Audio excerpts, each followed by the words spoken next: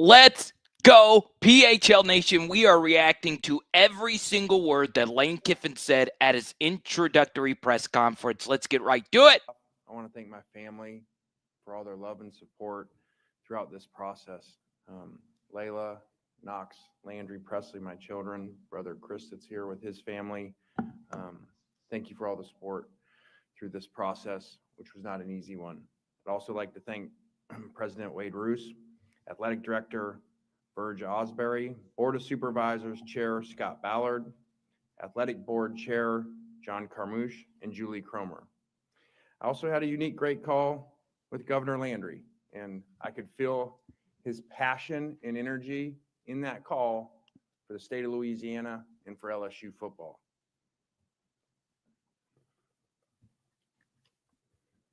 Also, the people that reached out to me through the process, from former great LSU players and very powerful LSU alumni. I'm very honored to be the head coach of LSU. I can sum it up by saying this place is different. And having watched this place for a long time, having been on the other sidelines in the stadium, this place is different. And that's why we're here. We have a lot of work to do with that. But I'm very grateful for the opportunity to lead one of the elite programs in all of sports.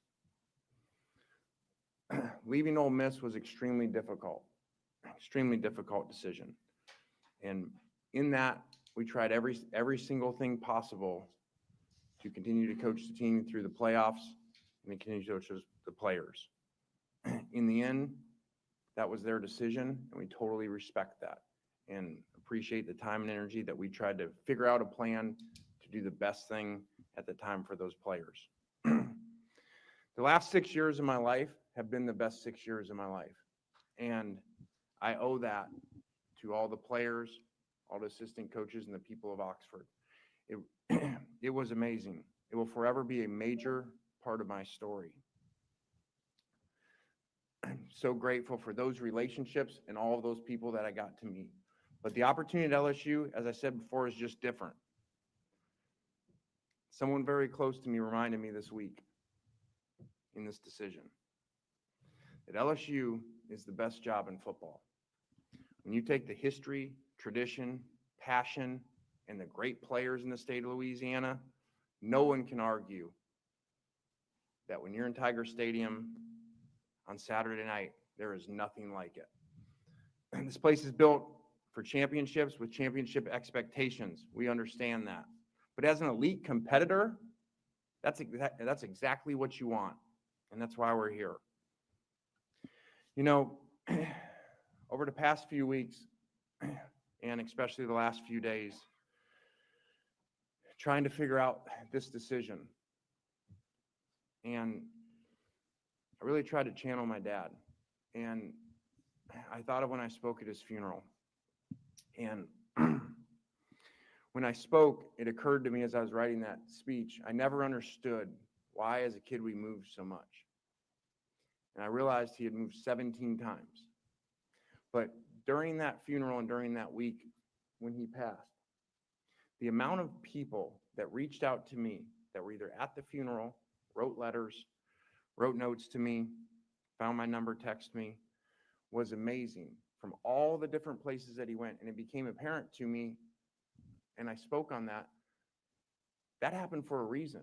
He went to all of those different places for a reason. He didn't stay one place. He went to all those places so he could connect with all those people, impact all those people, be impacted by all those people at the different places. And so as I thought about that, even with the best 6 years, it became apparent to me what the decision was. My journey has been unique, to say the least. But I believe everything that I've been through has prepared me for this moment at this place right now. I also believe everything happened exactly how it was supposed to happen, when it was supposed to happen. And that'll be clear someday, that all of it did. Our program here at LSU will be designed top to bottom to be the #1 destination for elite players in all of America. Let's go. That's why we're here. Our immediate priority is assembling the best staff in the country and securing top talent. The mission is simple: bring the best players in the country to LSU. And it starts right here in the state of Louisiana. To win big, as you go through this decision and you look at different places and all the things involved, to win big, you need everybody pulling in the same direction. And I felt through this process that definitely the leadership here at LSU was all in line and all in place to give us that. I know that we have, with the passion of LSU family and our LSU players, that we have everything to bring championship football back to LSU. It's time for LSU to take its place back as the best program in all of college football, and that's what we're here to do. So thanks for everybody showing up. Thank you for believing in me. Let's go to work and go Tiger. All right, so I want to go through basically everything that he said. So you can see the full thing. We're not. I'm going to try and get to every word that he had to say. This is all via LSU Sports. You can watch the full press conference uninterrupted. So the first thing I can confirm after conversations over the weekend is that Jeff Landry was involved with this search. Okay, so one source reached out to me after Saturday night and revealed that. And earlier today, CBS Sports also revealed that Jeff Landry was involved in the search, and there was varying reports as to if Jeff Landry was involved in this. So you have Lane Kiffin admitting this, you have a CBS reporter admitting this, and then you also have myself. And I will also say that Jeff was pretty involved, maybe more so than in just one call. But Lane confirmed that there was one call, and obviously the big thing is when you actually look at the contract language with Lane Kiffin, Verge Osbury, and we're going to try to get to some Verge Osbury audio a little bit later as well. Verge was very important in this job search, right? Verge has a really good relationship with Jimmy Sexton. One thing that Lane Kiffin said, we'll get to that in a second, actually. I'm going to write that down.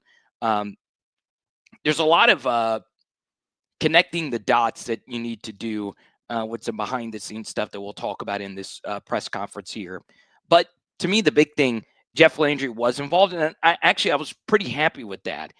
Initially I felt, hey, Jeff, you've said these things. I don't want you to be involved in this at all. But during that time, I kind of grew on Jeff getting involved in this, because if I were the state institution, one thing Lane has said throughout this press conference, this is the state school. I want to be a part of something where the entire state is behind one big brand. I would want the governor to be involved in that. I would want the governor's good graces as we move forward, especially with how everything played out. So I am happy that Jeff got involved in this. Another thing from that opening press conference that, once again, just drove me nuts. All right. And it could just be personal because my family went through the loss of my wife's dad, is some of these Ole Miss fans trying to use Lane's dad as a reason that he shouldn't have taken this job. They were saying, hey, Monty would be mad at you, which is absolutely disgusting. Lane took the opposite approach to this. He said, yeah, I think my dad, who also went to a bunch of different jobs, one thing that really took him to his core was at his dad's funeral, all these different coaches and people that were impacted by his dad finding Lane's number, telling him how much that meant to him. They'll let you know that Lane was looking for something new.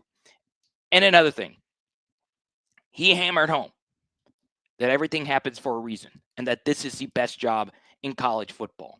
I actually agree with Lane, and it is better for LSU that he doesn't coach the playoff. But at the same time, my point still remains the same. I would feel this way if Lane had left Ole Miss to go to Florida. He should be allowed to coach his team in the college football playoff. And if we're being fair here, the committee should seriously consider not including Ole Miss in the college football playoff if, in particular, Charlie Weiss isn't allowed to call plays in the college football playoff. You're taking away both their offensive masterminds out of the college football playoff picture. It's absolutely crazy to think about. Okay, we say hi to Yusha, and we'll get back here to the press conference from Lane Kiffin. Okay.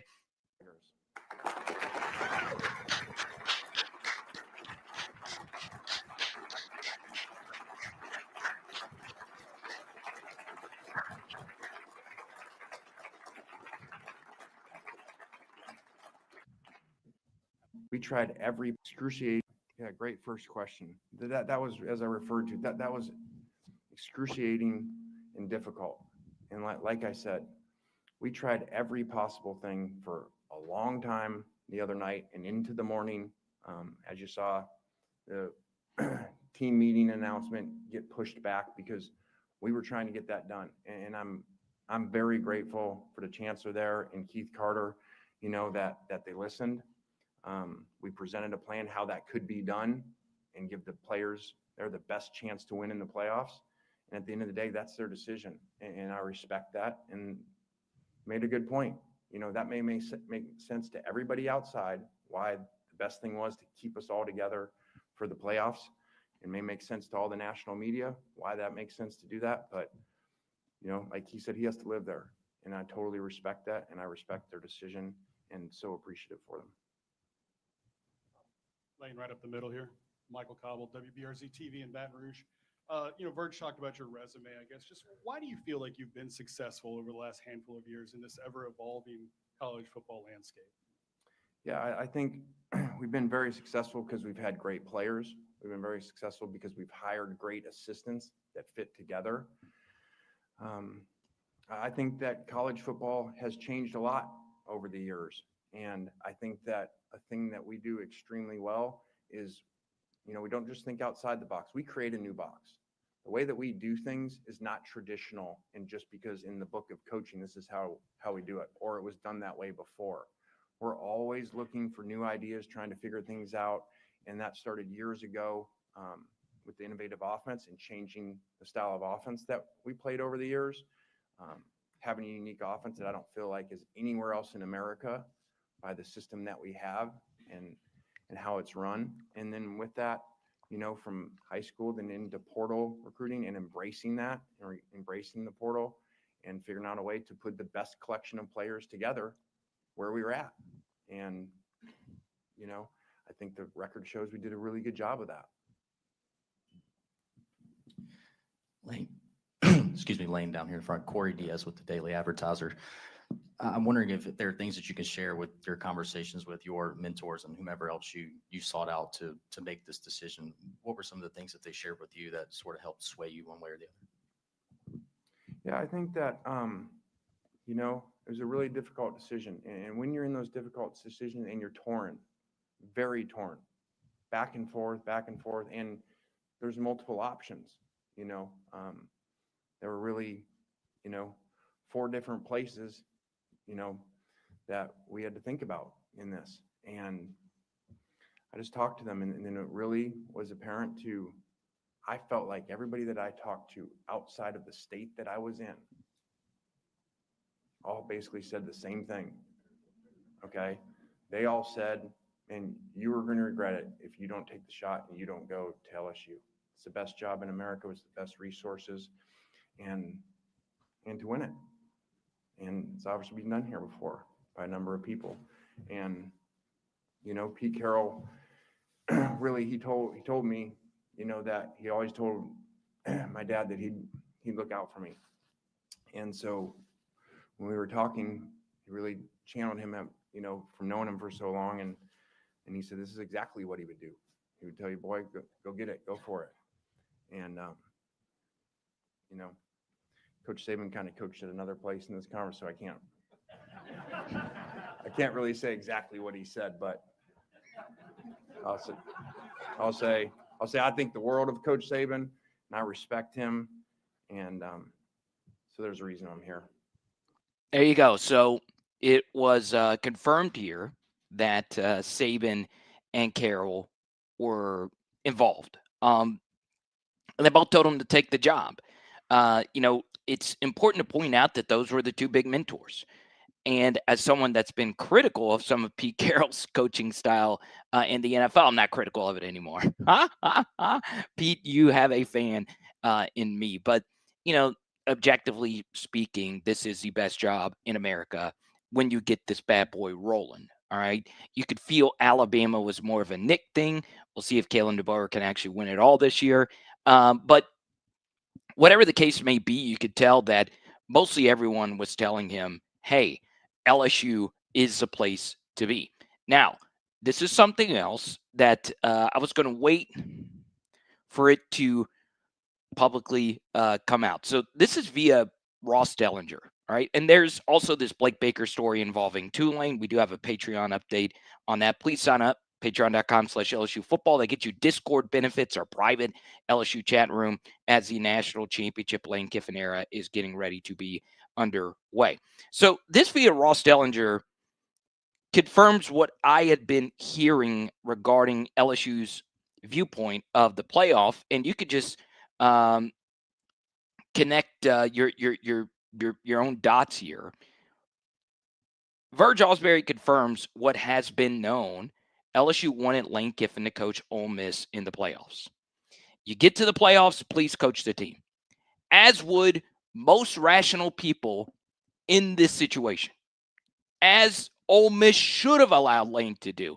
Well, he's leaving us to go to his bitter rival. I even heard my freaking GOAT, a guy that I love, Colin Cowherd, say, hey, you should get out of sports media altogether if you thought Lane Kiffin should have coached in the playoff. Tell Nick Saban that. Tell everybody on the game days that. Game day set that, Nick, or excuse me, Colin. Are you serious? Let the guy coach a playoff. He got him there. Whatever. Okay. Also confirmed, LSU athletic director says the planes to pick up Lane Kiffin were rerouted mid-flight from Tupelo to Oxford. Osbury learned this while on the flight and thought they're going to shoot missiles at us. So yeah, it was kind of a rocky trip to Oxford. Some people thought that they were going to pick Lane up in Tupelo. They weren't going to let him land in Oxford, but it did work out in the grand scheme of things. But basically, Lane wanted to coach in the college football playoff.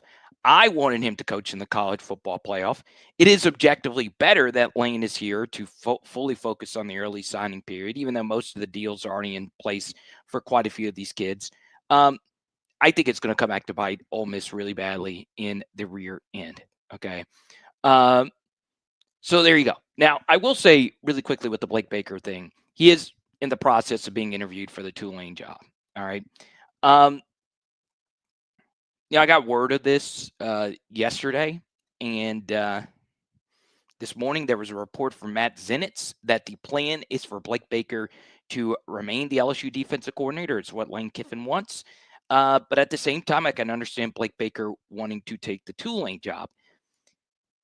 I do think if you want Whit Weeks to come back, you're going to want Blake Baker to come back because Whit loves that guy. So more on the Patreon update as far as that is concerned. Okay, now we continue here with head coach Lane Kiffin.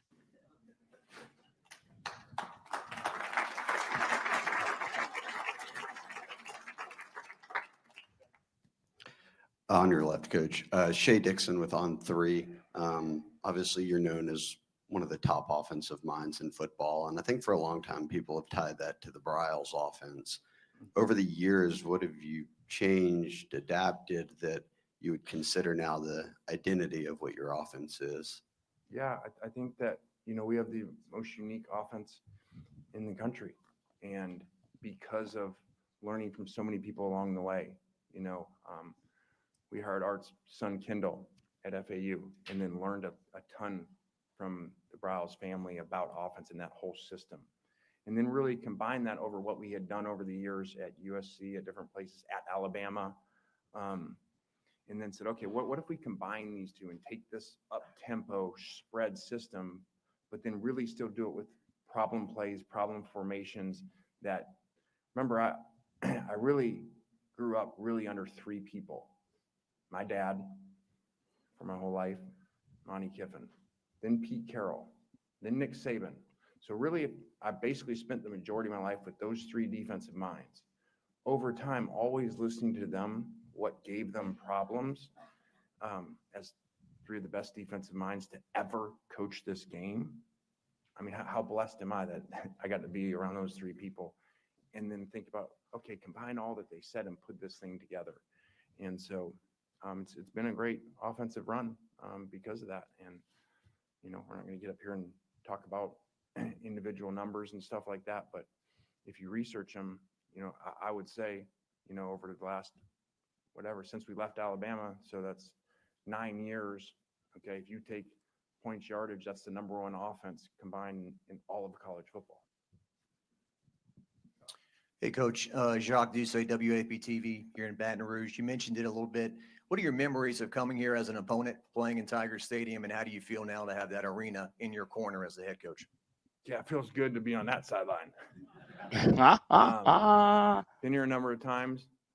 You know, now that you say it, I think about it. I've been down there in what you guys have watched for a long time, that I would say that you would probably say two of the most intense times and feelings, and those were 2 overtimes, one at Alabama here, and then one at Ole Miss here in the overtime 2 years ago. And God, man, that feeling on the other sideline, all the way from the warmups of those night games, and it is not. I coached a lot of places, okay, and a lot of road games, NFL, college. There is nothing like the feeling when you're on the other sideline and the intensity that you feel. It's like a weight that you feel. You know, I've talked to head coaches who have been here before, obviously.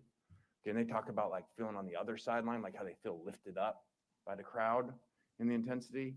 But when you're on the other sideline, you feel it the other way, and especially as you get to crunch time and overtime at night. So I've felt that. And I always thought to myself, man, what if we had that advantage on our side? So if we combine what we do, the way that we coach players, the systems that we run, and now we have that intensity on our side for the opponent to deal with, again, that's how all it painted all together to say, and this is where you're supposed to be. All right. So 2 things before we continue. The first, thank God for Shea Dixon. Love me some Shea Dixon. I've known Shea for a very long time now. And, you know, I think he's got more followers than anyone that does this. I love the question about the offense. Right now, Lane didn't get into specifics, but he talked about the overall Briles offense. Okay. And I understand that's a controversial name. I always acknowledge all the controversies and the seriousness of that. But even more so at the high school level, when you talk to high school coaches, they will tell you how big of an influence Art Briles was on their system and how they call plays. Briles is probably the most influential play caller of the past 2 decades. He's at least in the top 3. And Lane's offense isn't really all the Briles offense. Obviously, Lane does like to spread you out. But the one thing I thought he was going to say is his offense really is a run-first offense.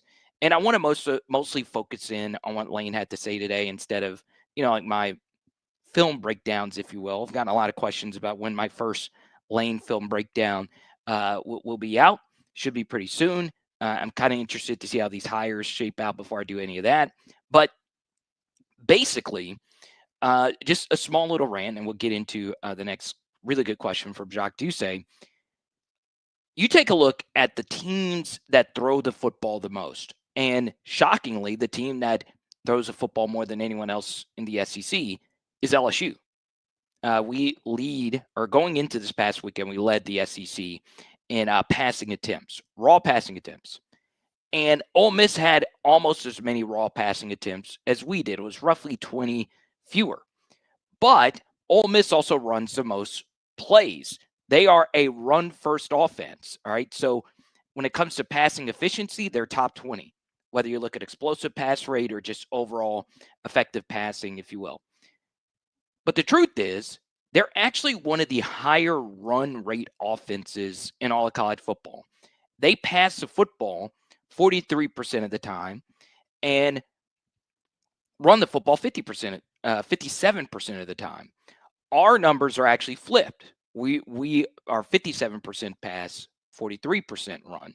So what does that tell you? If their passing attack is way better than our passing attack, is that they are this thing called efficient, and we are not efficient. So basically, the Lane Kiffin offense, the number one thing he's going to need to fix is the run game. And we can get into different offensive linemen, transfer portal guys that we can target.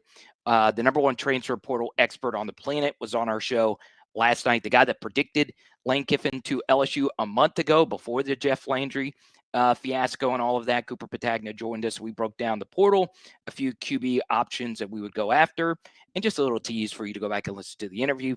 His number one transfer portal QB target is one from a school that LSU also brought in a transfer from recently, and it is not Kamario Taylor. It is not Mississippi State. It's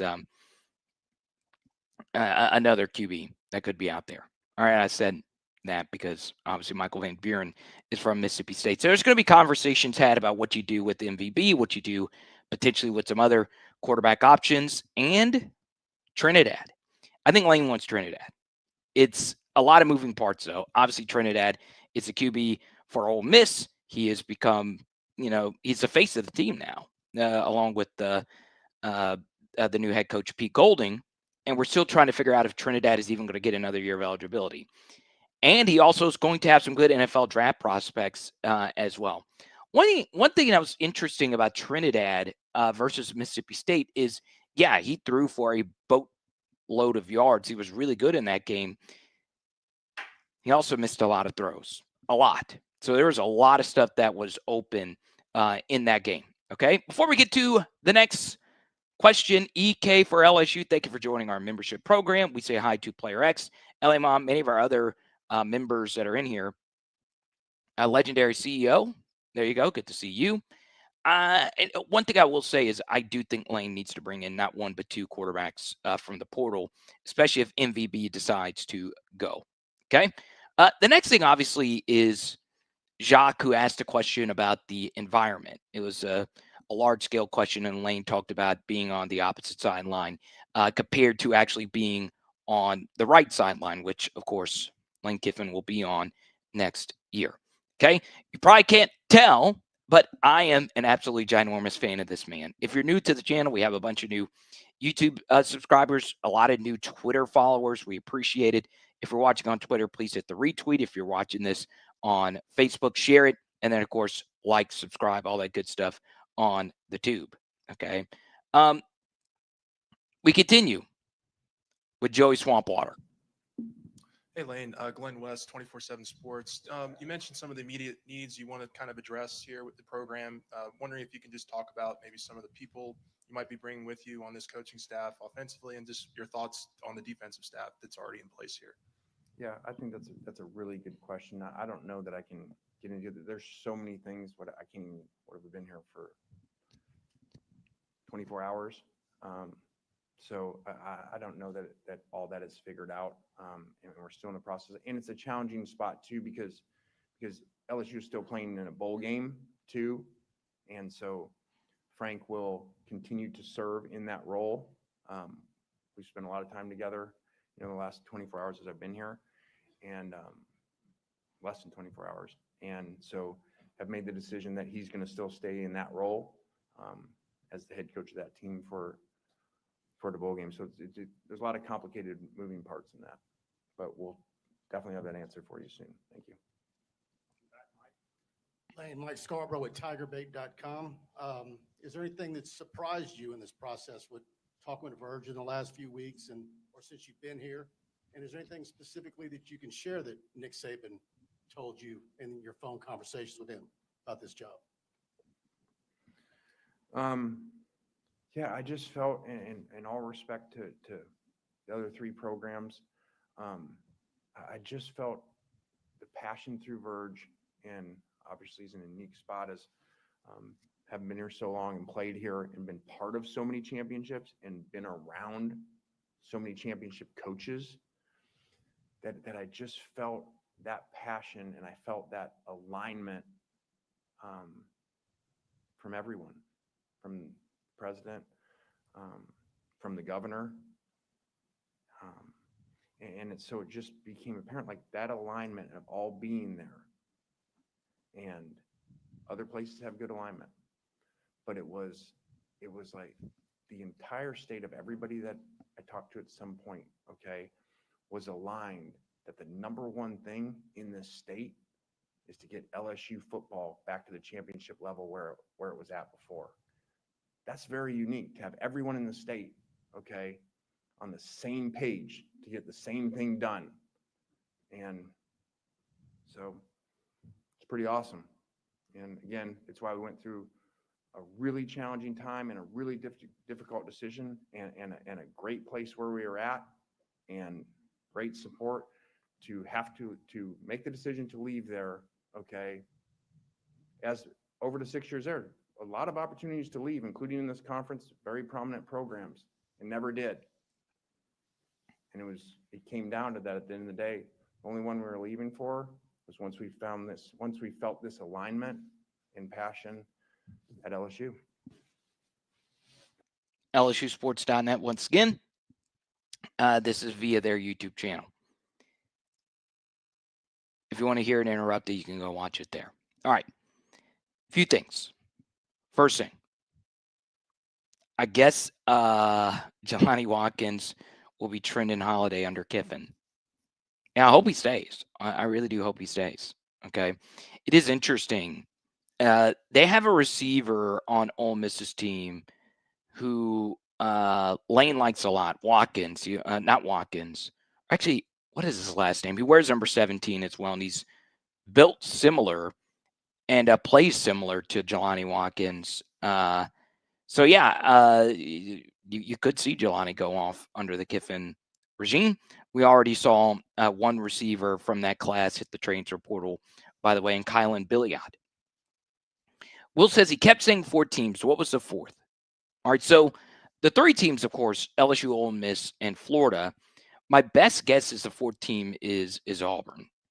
All right, maybe we never know. It's either got to be one of 2 schools. It's either got to be Auburn or Penn State. I'll be honest, I don't know. But thanks for the super chat. Appreciate it. Jalen, good to see you. Yeah, so his last name is Watkins. Okay. Winston Watkins. Okay. Yeah, we'll talk more about Blake Baker coming up. All right. So we'll continue here with the press conference with Lane Kiffin. Lane, right down here, Bryce Kuhn with On3. You've talked, I guess, this season about how important, I guess, reconnecting with your family has been. And I guess the reported trip down to Baton Rouge a couple of weeks ago, how important was it for your family to feel on board with this? And what were some of those conversations like with them over the past 24, 48 hours? Yeah, as a football coach, it's awesome in so many ways. But it's very challenging when you make decisions versus probably what I would think most of you guys go through, meaning you're at this place that you really love and your family loves it. And you've had this amazing 6 years and these opportunities come and it's like, okay, are you going to come? And you don't really know anything except for the stadium at the places, because that's really all you've ever been is in the stadium. And then your family, your brother's family, and his 4 kids, like, are all going to move there. So I have to make this decision, okay? But I have none of this information, okay, about what the neighborhoods are like, what the people are like, what the schools are like. I have none of it. So, it's not ideal, but it came down to, well, I'm not going to go as the head coach of a place to go, because even though most people do that, and they spend a weekend somewhere in other professions and go to the schools and restaurants to get a feel for it in neighborhoods, and then they make a decision. And sometimes, they take 4 months to relocate and stuff in the real world. And that doesn't happen. You get on a plane and you go. So I just thought it was really important when they offered, to have the family come down without me and get a feel for it. And it was very important because that went a lot into the decision. I don't know that I could have made this. I don't know that I could have made the decision, or certainly couldn't have made it and felt good without everybody on board like it was, after going to multiple places and coming back and saying, hey, we're all in. We're all in to go to Baton Rouge and go to LSU. Hi, Lane. Matt Moscona from ESPN Radio in Baton Rouge. I'm curious, how much did an NIL plan in this new true third-party NIL era factor into your decision? And what can you share with us about the plan LSU laid out for you? Yeah, great question. In that, when you talk about the, 4 places and making a decision, okay, I said through the process, okay, I'm never going to make a decision on money. And I'm telling you right now, I don't know what my contract is here. That's not very financially responsible. Okay. I'm sure it's really good. Okay. I don't know what it is, nor did I know at the other places what the numbers were, because I said in the beginning, I told Jimmy Sexton, don't tell me the numbers. Okay. I want to make a decision that has nothing to do with money for me. Now, tell me the numbers in the plan for what the money is for the players, because that's everything in that area to me. Okay. Not what I make, what they make, to understand how can you build this. And if you're going to make a change and you're going to move and all these people are going to move and you're going to do all this and go through all that, which was a very challenging, obviously, last 48 hours, in a lot of ways sucked. It's the only way I can describe it. It sucked for a lot of people. And there was no way to possibly do it, in my opinion, any better than we did from a timing standpoint, because it's a bad scheduling system of how it's set up. And eventually, hopefully it gets like the NFL, where you can't do that in the season and don't have to make those decisions. But, but in that, it was very important and very critical. And Verge and his team had a really, really good plan, and even talked to some donors that are part of that plan here to see exactly how does that work. And there's a great plan here. There's a great plan of how we can come together with what we bring and what players around the country want to play for us and play in our systems, and then have that support to be able to do that, so that they want to play for us and they get taken care of financially, which obviously nowadays is the world of college football, and it's very important and critical to them, which it should be. And this was the best setup. So that definitely played a factor into it, because I don't care what your systems are, without good players, they don't work. So I actually asked today about my contract, not the numbers. I still don't know them. I said, hey, just in case I get asked on it. And he said, basically, all four were extremely similar, okay, contracts for me.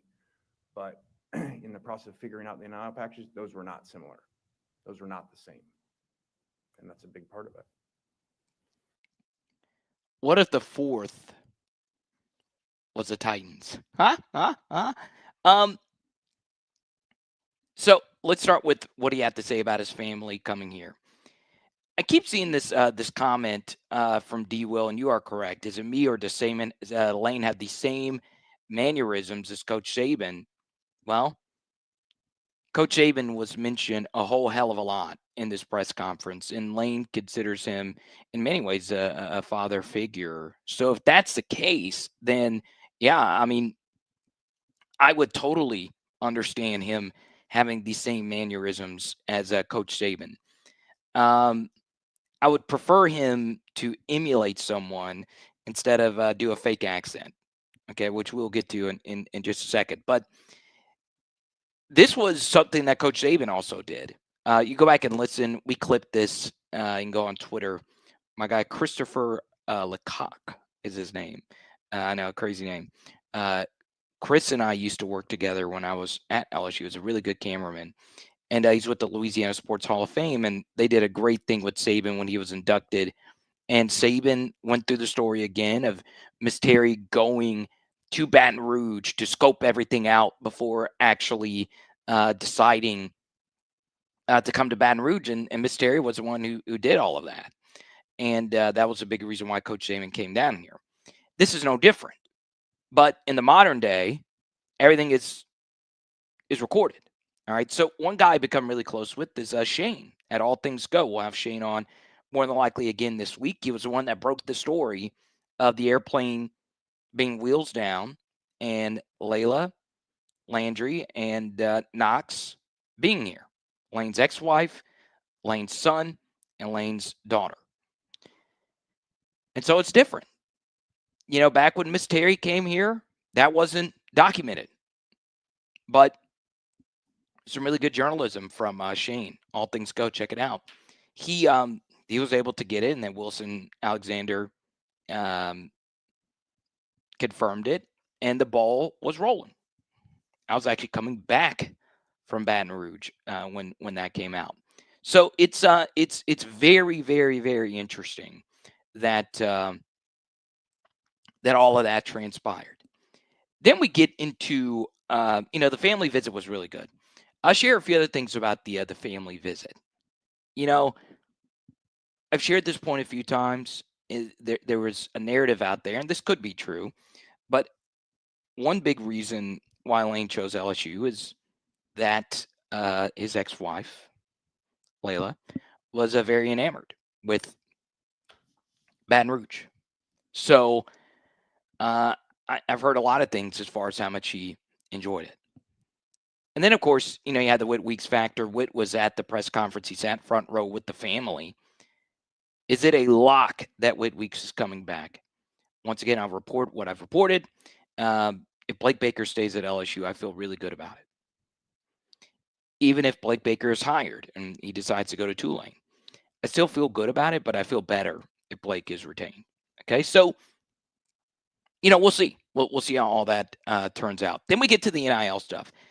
Is it true that Lane did not know the contract numbers? Is it true? Well, I'll give you my honest opinion about that after this. Power Hour Network listeners and viewers, you might be consuming this content with that crick in your back that you've been trying to get rid of for so long. Take this as your sign today to book your appointment with LabourdTherapy.com. In the Lafayette region, there is no one that you will find that cares more about any different type of pain that you might have than the team at LabourdTherapy.com. Book today. Once again, that's LABORDE therapy.com, or you can visit one of their 5 locations all throughout the Lafayette region. Big thanks to Laborde Therapy, Fortified Gulf Coast, Zion Imaging, and all of our partners. Check it out. I do believe it. When you're Lane and you are that rich, it really doesn't matter like what one number could be compared to another, right? I think he knew at each one of those jobs it was going to be north of 10 million. All right. He joined the elusive $12 million a year club, which Ryan Day makes and which Kirby Smart makes, and both of those two have won national championships, something Lane has not done. A few rants on that. The first is you were bidding against other schools. All right. Ryan Day is already at the top job. Kirby Smart is already at the top job. Lane was not at a top job, and better jobs were after him. So you were bidding against other suitors. Just because you get more money than a coach that you might think is better than Lane, does that mean Lane is better than that person? And I kept hearing that paying this much for Lane doesn't make any sense. And when you actually get into the contract language, the buyout language changes quite a bit. Lane's buyout significantly lowers if Verge Osbury is no longer here. LSU agreed to pay Lane's playoff bonuses with Ole Miss and so on and so on. But the buyout structure is a lot different, and that's good on LSU's end. But I do think Lane's going to win, and we're not going to worry about that.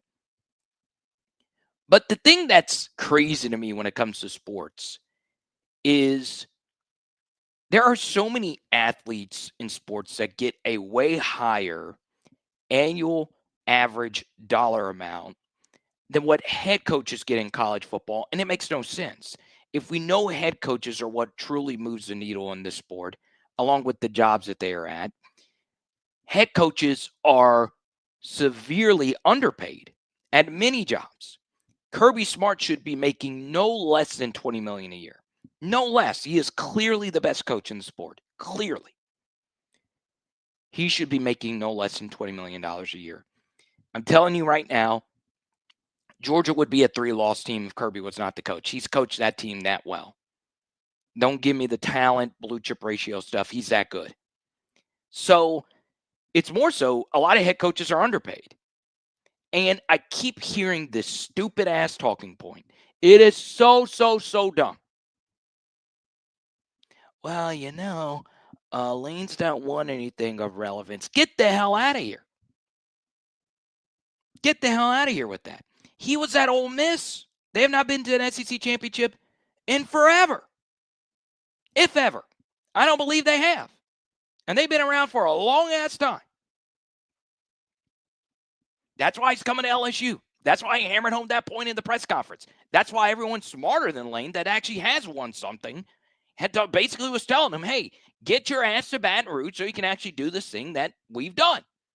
All right? So this idea that he's not won anything, shut the hell up. Shut the hell up about it. It makes no sense. None. Zero. Zip. Zilch. Nada. Lane is that mother effer, baby. And he's going to take us to the promised land. Let's go, Lane. I believe in you. We all believe in you. Let's go. But he is right about the NIL stuff. Okay? This wasn't just something I've heard. Ross Dellinger, who we like a lot here on PHL, kept reporting that LSU is committing huge sums of money to the cause here. And now, where should we spend that money? Well, the number one position is going to be offensive line. More important than quarterback, because you just need one quarterback to hit. We need multiple offensive linemen to hit. All right. It's not good when the only two consistent offensive linemen on your team were the transfers that came in that we all knew were probably going to be the best players on our line. Okay. So I expect Carius Kern to be a big time player under Lane Kiffin. I do. Number 57. Hope he stays around. Okay. The presser has you fired up. Let's go to LA Mom. Thank you for the super chat as well, LA Mom. Yeah, his rep wouldn't not let him take something that wasn't good. So there you go. Also want to thank, I've had a few of you send this to me. This is something personal to me, and I am very lucky that there are people that acknowledge my work. This isn't to highlight me, but this is to highlight all of you. PHL was mentioned on the biggest sports podcast on the planet today. Now, here's the thing. I've not been able to go listen to it. Yeah, I have not. But, friend of the channel, Van, shouted us out on the Bill Simmons podcast. And as many of you know, I'm a big Bill Simmons fan. Idolize him in many ways. But really cool stuff. And it's because of people like you. He wouldn't be putting on just anyone. And according to my StreamYard here, there's 1,200 of you in here, 250 plus of you in the YouTube channel. I really do appreciate it. I want thousands. I want millions watching this stream. I want Mr. Beast to be like, guess what? We got to make a theme park for PHL in Saudi Arabia. Or we're actually going to do it in Opelousas. And we're going to have a Billy's Boudin stand. We're going to have a freaking Mama's Fried Chicken stand with the lemonade that if you drink it too fast, you're going to be clogged up like me at Thanksgiving. I want it all. Okay. And we're coming for it all. Anyway, but I appreciate all the love there. Always cool stuff to get recognized nationally. Lane in the back over here, Jared Paul Joseph, WGNO in New Orleans. How have you felt mentally and emotionally from the optics of having to leave Oxford to the booze to landing here to the cheers? How has that been for you in those aspects? Yeah, time heals a lot of things. And having gone through this in this conference before, I sure hope that happens. I sure hope that that the people there and the fans there, as time goes, can focus on the amazing 6 years, the greatest football run in the history of the school.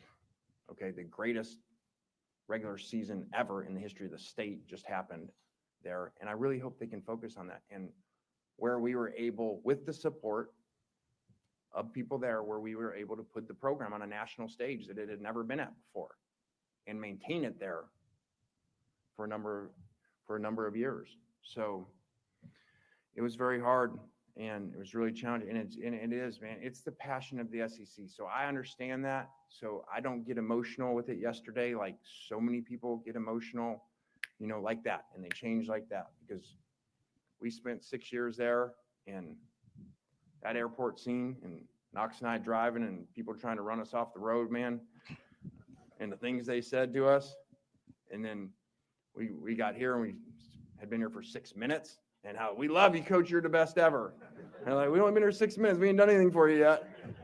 That's the SEC.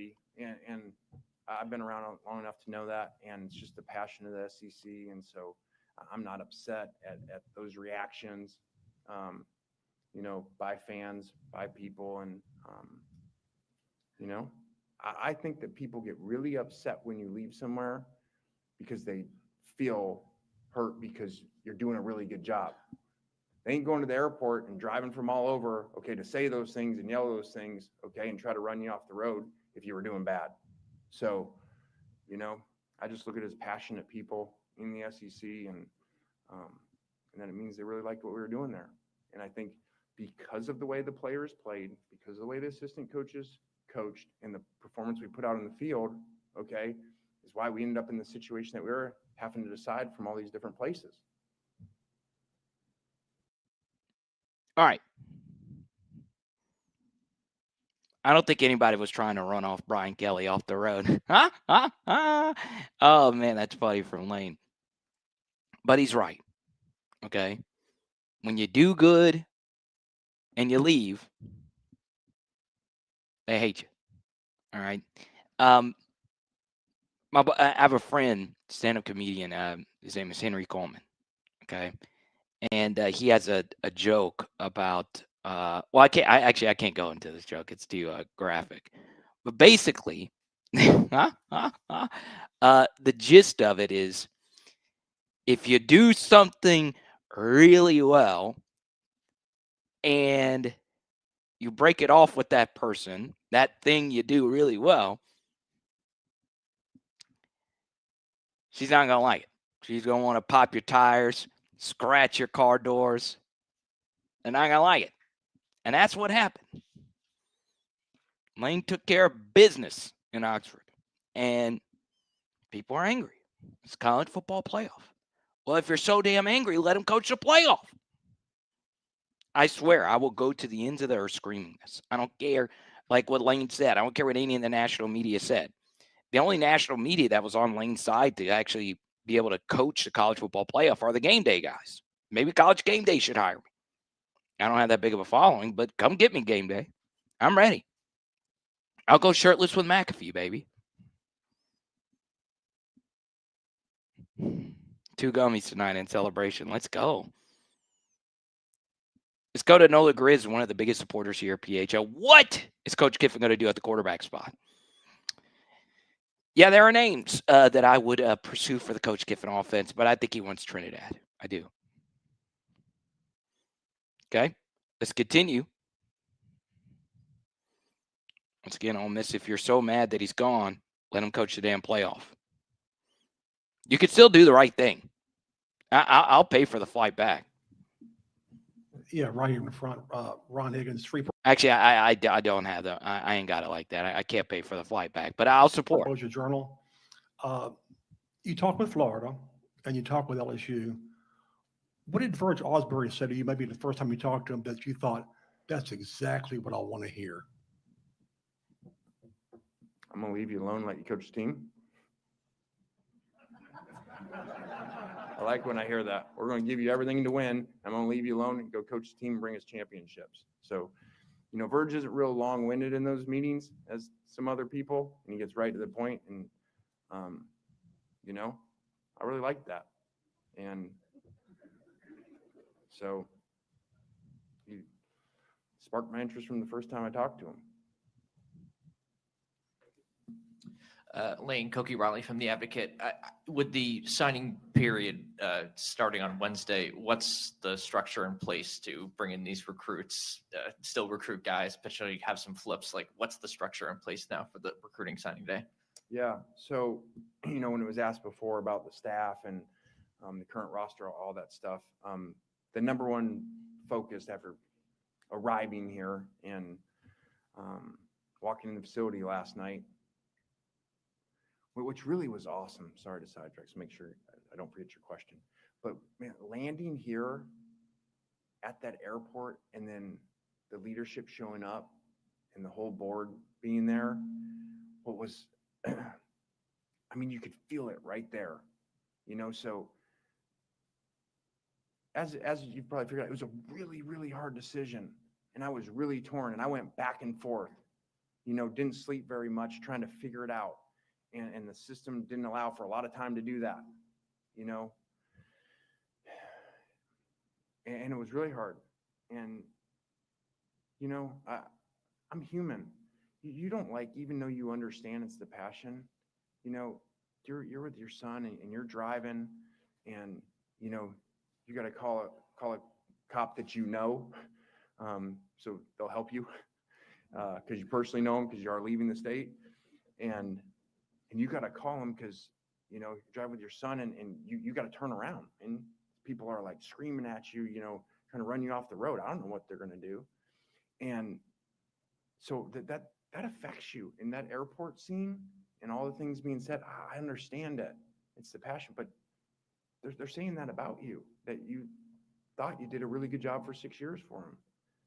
That affects you. And even on the plane down there, I'm kind of like, man, we made this decision, but God, I really, you know, and I'm telling you, I landed last night. I can't remember when it was. Okay. We landed about 24 hours ago. When I got off that plane and I saw the board there and I saw the leadership and I felt the power of this place. And then we get in the car, and as we're driving out, and there's the fans, like just all of them out there at the airport, and their excitement and their passion. And then the cars drive by as we're going to the office, and you go by Tiger Stadium. It's lit up. And you're like, I absolutely made the right decision. And it all went away.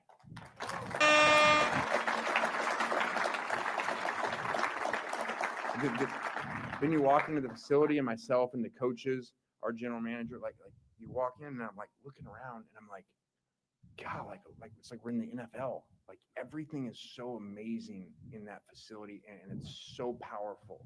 And the national championships and the Heisman trophies and the way the whole building's done, you're reminded you are at the elite program in all of college football, the same that those two coaches just told me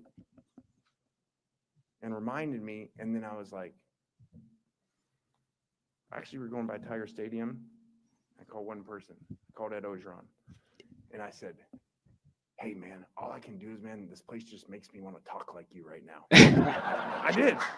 I was like, we were in the car, and the kids were in there, and I was like, and the coaches, and they're like, what are you doing? I'm like, I don't know. I'm like channeling Ed right now. I was like, I'm feeling him.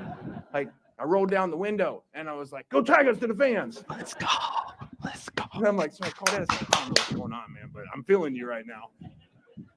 And he's like, Coach, you at the best place in America. So I feel that. So as I thought I would do, I have no idea what your question was. See, that's good planning that I knew that was going to happen. Yeah, just the structure you guys are going to have for this signing day. Yes. With the staff and how that's Yeah. going to work out. Okay. So that. All right. So before we get to that, y'all, I talking about Coach O like that just makes you feel erotic. It just makes you feel so warm inside. Makes you feel like that first sip of hot cocoa during Christmas.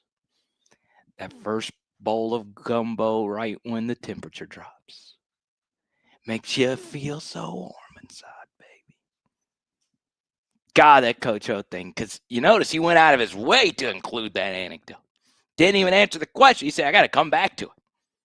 Okoku Riley, who, by the way, deserves credit for his AP poll earlier this year. Koki, I was wrong about you. You were right about Florida State. But whatever the case may be,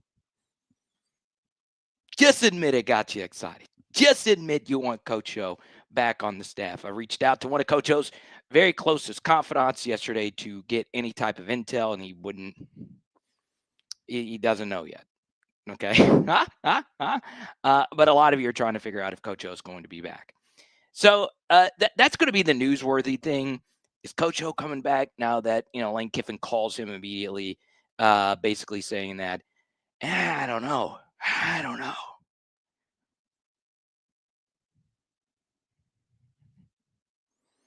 Get you right in the feels. Tell him, Mama Cat. Makes you feel so freaking good.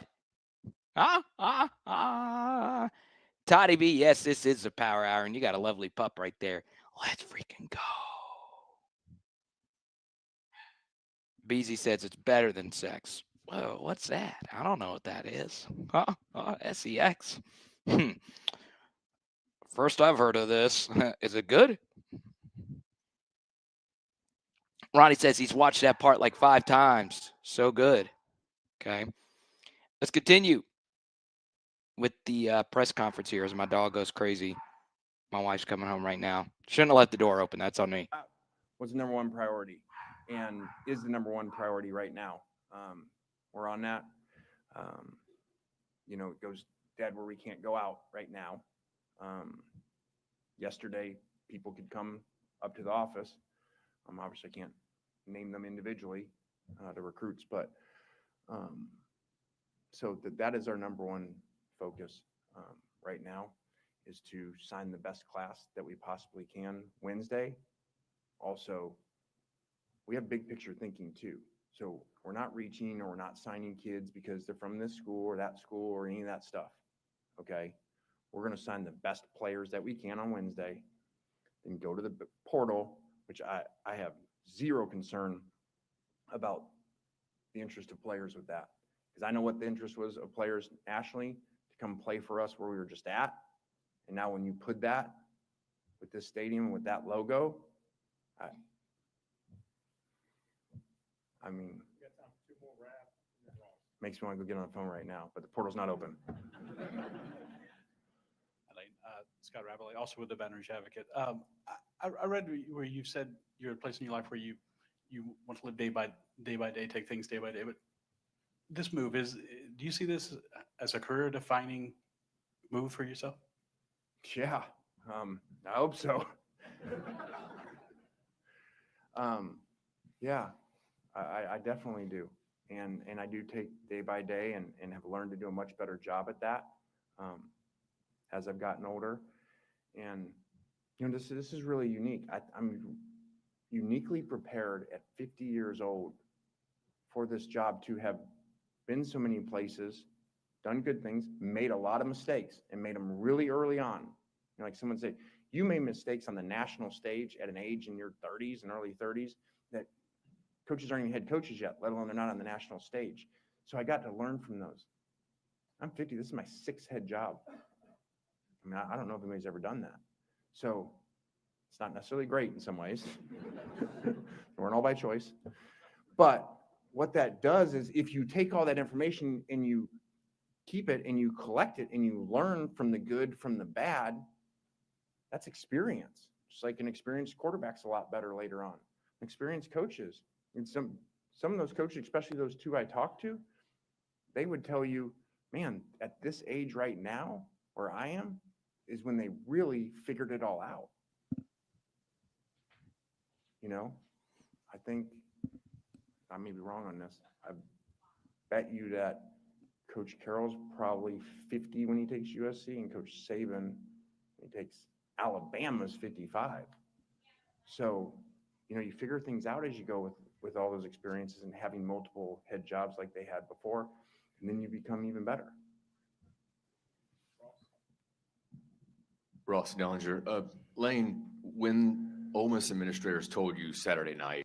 All right, before we get to this question from Dellinger, who I think is the best national insider, especially when it comes to LSU stuff.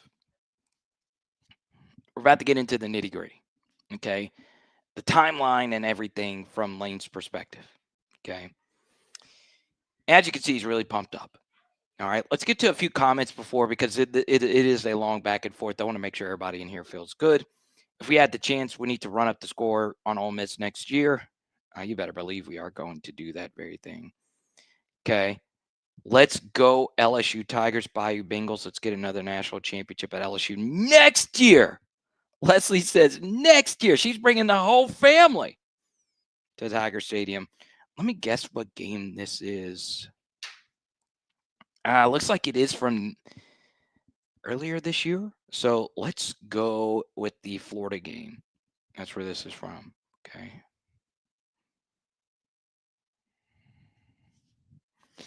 Carter's having a hallmark moment. Let's go. He's telling you without exactly telling you he's got a mission championships. All right, let's go to Chance's comment here. Love Lane's press conference, but John Summerall had a good one too. He did, based on some of the clips that have already been tweeted out about how he's not going to hire his friends and all of that mumbo jumbo. Well, you notice when Lane Kiffin said a minute ago, saying that he was being jeered and middle fingered as he was leaving Oxford, and he was being cheered as he walked into or flew in to LSU. He said, I'm not done anything yet. And guess what? He's right. He's not done anything yet. So this press conference, while it does get you fired up, while it does make you excited because there are these specific stories, once again, specificity always makes for better content. We have the specific story of Ed Orgeron. We had the specific names of Pete Carroll and Nick Saban. That always makes for better stuff. You know, when Brian Kelly did his introductory press conference, we were excited because, you know, it was so different from Ed Orgeron, and we knew how dysfunctional everything was towards the end of the tenure, just for Brian Kelly to turn this into a dysfunctional mess. So we felt pretty good about that press conference. I will say, I'm enjoying this press conference more. Okay, so let's continue with Lane Kiffin. Very interesting question from Ross Dellinger that Lane actually called out Ross for some of the reporting. Not bad calling out, but here you go. Become even better. Ross Dellinger. Lane, when Ole Miss administrators told you Saturday night, kind of finally, that you won't be able to coach the playoff, how much did you seriously consider not taking this job to stay and coach the playoffs? And the last few days, how much do you think it impacts your legacy, or do you care? Yeah. Glad you're here, Ross. Thanks. Just so smooth and everything. So, even though my man Ross was hiding out in a car, following me, which is a true story, I appreciate the effort. And he's like texting. He's like, "I see you going into the AD's office right now." It's a true story. But first, it wasn't until Sunday. That's why things kept getting pushed back. That I was told that we couldn't keep this thing in place and coach the playoffs. So I'd already made the decision at that point and informed them Saturday night, you know, that this is what we were going to do. And that was a really hard conversation with Keith, really hard. And kept trying to work through, okay, all right, yes, there's disappointment in that, but how can we do the best, knowing that I'm going to be the head coach of LSU for the future down the road, how could we do the best interest and of the players and give the players the best chance to win and make a run at the national championship in playoffs, and most likely, as I said, their most historic sporting event in the history of the state of Mississippi, a home playoff game. And it didn't work out. And it came back the next day. It's why there was a team meeting, whatever it was, 9, and then, you know, thought it was going that direction. We met with the players. I was in there with Keith, you know, and the players said, okay, let's do this. And just, and I get it. I understand it, you know, and they just couldn't wrap their head around doing that. And I understand it. And I respect that.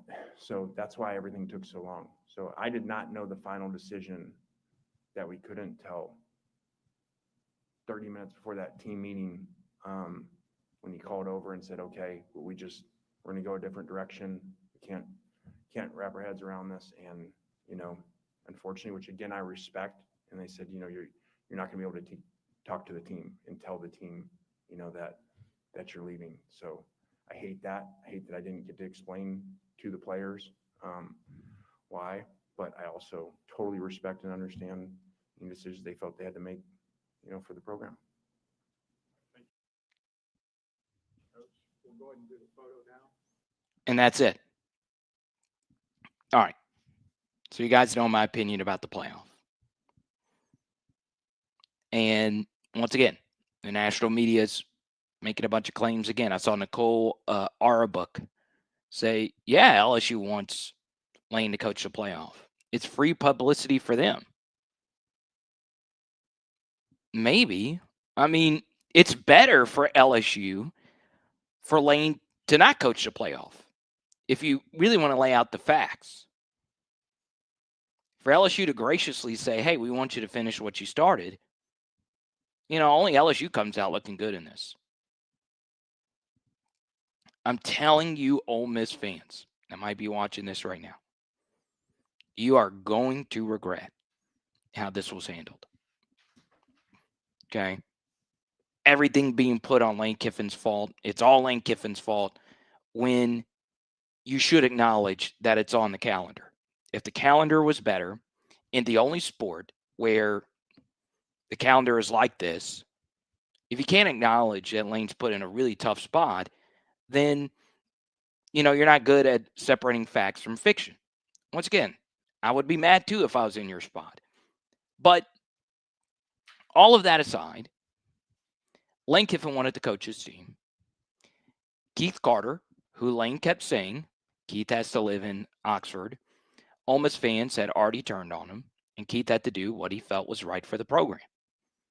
Okay? He'll fit in well with you lowlifes. Well, last I checked, lowlifes don't wear hats that have torn up bills. Okay?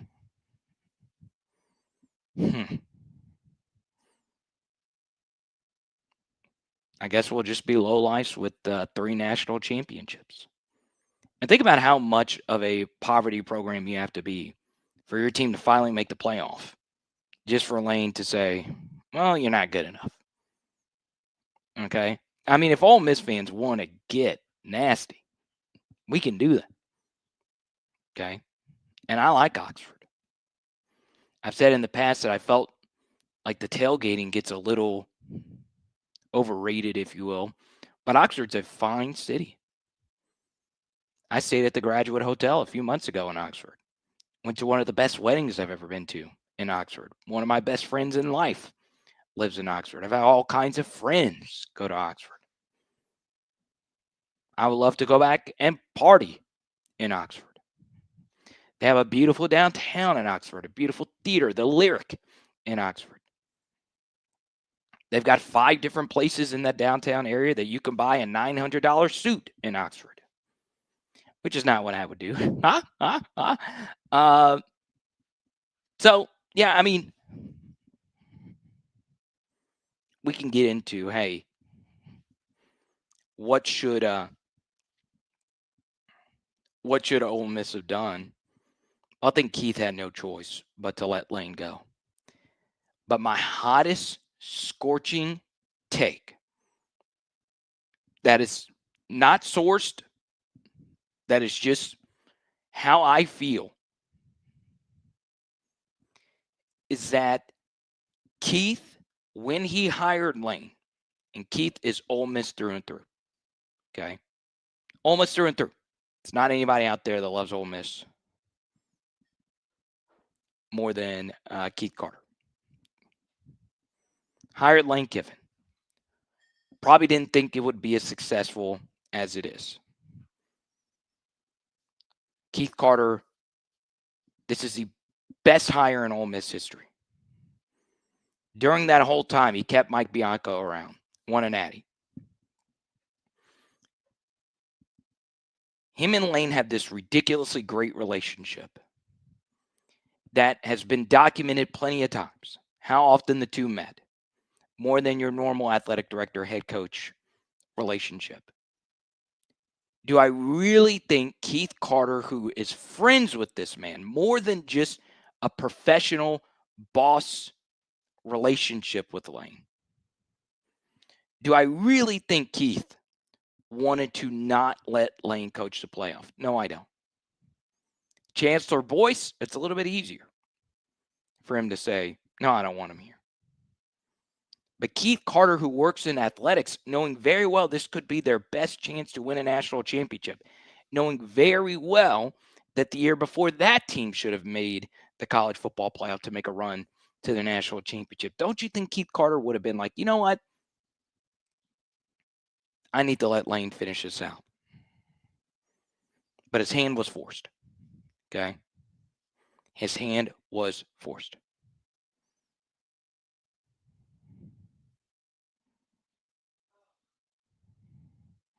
Now, I don't care how you wear your hat. Okay, you can get yourself a new one, though. They sell those. Go to Lids. Go to Walmart.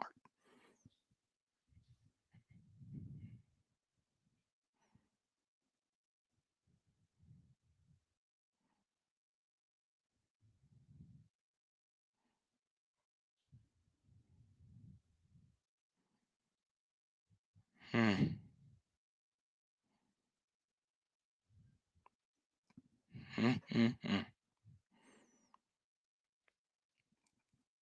All right, I want to play. Let me know if y'all want me to play the Verge Osbury portion of the press conference. I do not mind. Congrats to Verge, but I feel like a lot of you just want to do, like our typical stream. Okay. Lane was already at a local yoga place this morning in Baton Rouge, Louisiana. Are we going to get an Oklahoma video? Also, congrats, LSU fans. No, we're not. But I did release a Patreon on what I think happened on the final defensive bust, and it did piss me off. I am still pissed off at it. Not that we blew a coverage, but for multiple reasons. And we'll get back into Lane Kiffin. Like anything I've said about the Oklahoma game, my viewership tanks. People just want to talk Lane. But I'll touch on this really quickly. The best I had ever felt after an LSU victory was the 2020 Florida victory when we knocked them out of the playoff. It was truly unexpected. Max Johnson's first start. And we did something nobody thought we were going to be able to do. And we were so close in doing that versus Oklahoma. And Frank had called a really smart game and game plan. And we gave our defense a chance to close out the game, and we gave up a walk-in touchdown between their really only two special weapons on their team, which is their quarterback and their wide receiver. So it does pain me, not that they drove down the field and scored, it's how, right? And this is what I want people to understand with Lane is it's not really the results that Lane Kiffin had at Ole Miss that was really impressive. It was how he got it done. All right. The thing that will bother Lane Kiffin, he says time heals all wounds, and he's correct. Like, really think about how pissed off LSU fans were when Nick Saban was with the Miami Dolphins. Just for Nick Saban to be a huge chunk of the reason that Lane is here right now. Ole Miss fans, I would highly recommend that Lane might do the same for you down the road. Maybe it's Knox Kiffin. Lane recommending Knox to be the coach. I don't know. Whit Weeks, whoever it may be down the road looking for that next job. He's like, hey, go to Oxford. It's going to be a great place. I don't know. I don't know who it could be. But Lane is right. Time heals all wounds. And I think when Lane progresses as a coach and wins at LSU, the thing he's going to really regret is not winning it all with the 2024 roster. Not that the 2025 roster made the playoff and he couldn't coach it. Because it's pretty clear that he wants to be at LSU. It's pretty clear. It's pretty clear his mentors told him to be at LSU. Okay? I also think this is big news. Marshall Faulk introduced as Southern's coach today. Pretty excited about that. Okay? So there you go. Kiffin in the AI swag background has got to go. You want me to get rid of it, Ronnie? Huh?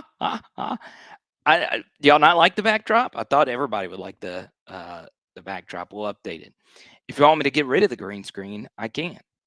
Go back to the old school backdrop, the Jaden Daniels photo. Like, well, we can get frisky. You want me to do the stream like this? I can do the stream like this. We're going to switch it because Ronnie wanted me to switch it. How about that? Ronnie's a member. I'll let him decide it. Okay. Let's go to Hanville. He is our recruiting expert. Any recruiting rumors? Yeah, it's some bad recruiting stuff. Eastern Royal, our guy Hanville committing to Texas, but that's a 2027. We got time. 2026, though, Texas is looking to flip a few of our other guys. The good news is Lamar Brown is coming. I'm feeling good about Richard Anderson. We'll see a few others potentially flip. And yeah, hope we can hold on to I don't want to talk about specific players. I really don't. But there is a famous song, and this recruit shares the last name of a famous song that Texas is trying to flip.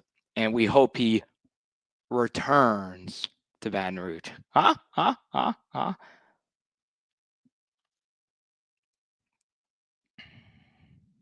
I don't mind giving Ole Miss fans the time of day because you got to be a pretty lonely individual to be commenting under an LSU stream. But welcome, Matt. Welcome to the PHL community.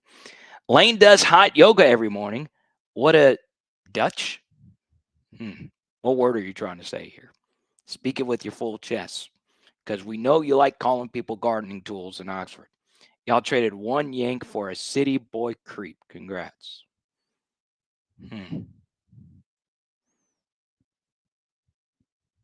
Well, welcome. I just meant I could get a real backdrop. Oh, okay. No, I was messing with you, Ronnie. Kind of like the Tiger Stadium backdrop. It's a big reason why Lane came here. Now, something else. One thing, all right, and this has got to be my message to LSU fans. I do think the reputation of Tiger Stadium played a huge role into all of this because normally it's the money. Money plays a big role in every coach's decision. I do believe Lane is correct about him not knowing the correct dollar amounts, and we all know the dollar amounts were equal. We know, as much as I do not like the Florida Gators, boy, oh boy, their atmosphere is truly elite. They were sold out in a 3-7 game that they got their asses kicked versus Tennessee. They have a great stadium atmosphere. I hate saying good things about Florida. But we know we have the best. Now, here's the truth. Now that Lane is signed, sealed, delivered, one thing that someone in the Ole Miss atmosphere told me is Lane was constantly privately and publicly frustrated with the Ole Miss atmosphere. All right. So when you look at and it could just be me, but I would see other videos regarding Ole Miss that other content creators create. They don't produce as many numbers, right? Ole Miss's stadium capacity is 68,000, I believe. LSU's is over 100,000. Ole Miss had struggles filling it, even when he was winning. They left early, and their traffic's not as bad as Baton Rouge post-game traffic. Lane was frustrated with the environments. It could just be, once again, a Saban thing, and Saban would get on Alabama for it, but Lane wants to be a part of this environment. So what does that mean, LSU fans? That means if you go to the game, Stay your ass at the game. You want to beat the traffic? Go for it. You paid a ticket. It is what it is.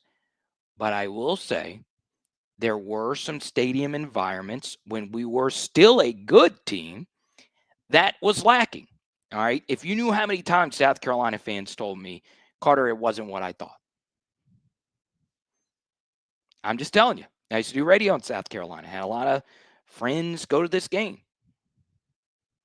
And it wasn't just them. You could find neutrals saying this, people I don't know. Now, here's the thing.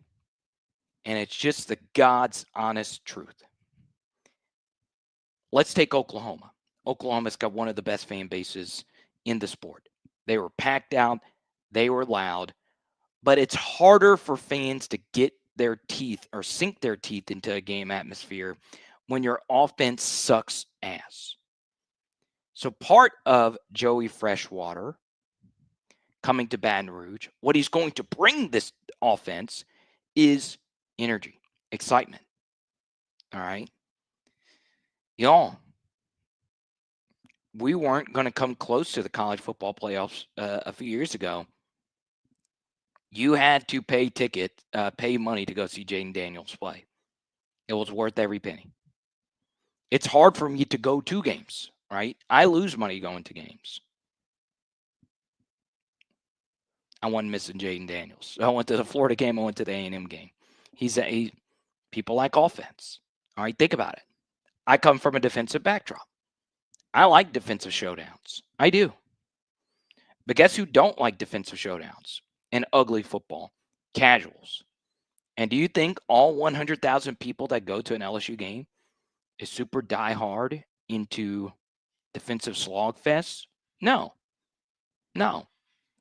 Casuals saw it when Joe Burrow came here and we lit up the joint that we were going to be an offensive juggernaut until the end of time.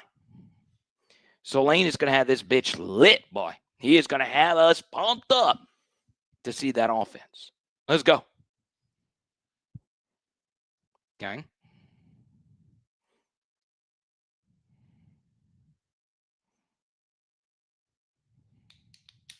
Let's go to Gage. He says, I hate Florida more than anyone.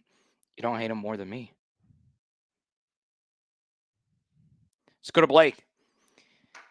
He says the stadium hasn't been what it's been over the years, and it's been embarrassing, to be honest with you. Yeah, because we haven't had Jaden Daniels or Joe Burrow. It's just that simple. But even fans that do go to that go to every game, they tell me the same thing. Okay.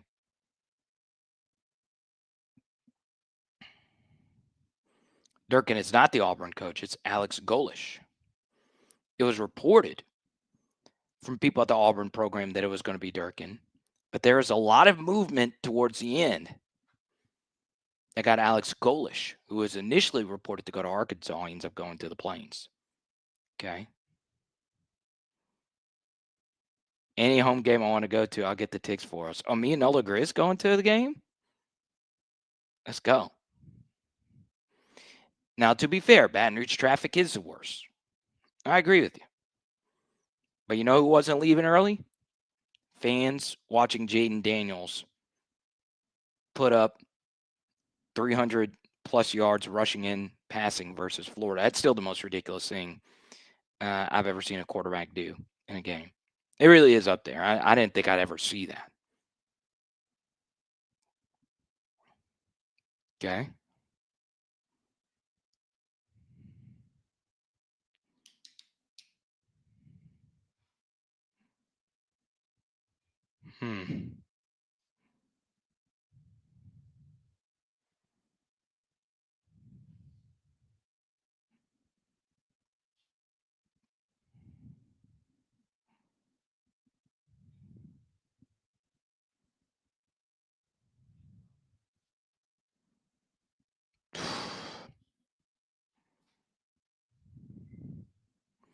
I will tell you this, though. The Ole Miss fans, they are going to melt down, not just over Lane. They are going to melt down over Nick. All right. And I get it. I really get it. Saban stuffed you in the locker for so long. and Alabama. He did the same thing to us. It hurt worse than it hurt you. Okay. And I know Ole Miss fans are going to be really mad at Nick Saban for telling Lane to go to LSU. Okay. Here would be my response to the anger, because they're going to be like, well, we're partners with ESPN too. Why are they letting Nick, who is still with Alabama, by the way, why are they letting Nick lobby for Lane to go to LSU or whatever? And my response is simple. Well, then why did Pete Carroll do it? Why would Pete Carroll tell Lane, hey, uproot your family and go to LSU? What does Pete Carroll owe LSU at all? If anything, I know of multiple LSU players that seriously considered going to USC over LSU because of Pete Carroll and Reggie Bush. You got to remember, Pete was the biggest deal in USC's heyday. Reggie Bush was the guy. All right. We heard Joe Burrow talk about that a minute ago. All right. He said, hey, I love the Saints, not just because of Drew Brees, because of Reggie Bush. USC is still a brand because of Pete Carroll. So, yeah, Ole Miss fans are going to bitch about it, and I get it. Okay.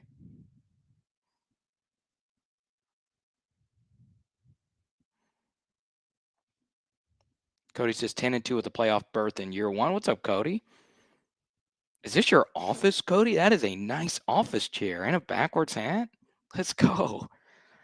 Dr. Boudreaux, does Lane think his last year's team gets in the playoffs if their helmet said LSU? That's actually an interesting comment. Dr. U. Boudreaux or Drew Boudreaux. That's kind of interesting. Does LSU get into last year's college football playoff if their helmet insignias would have said LSU instead of Ole Miss? It's complicated. There's a few factors that go into it.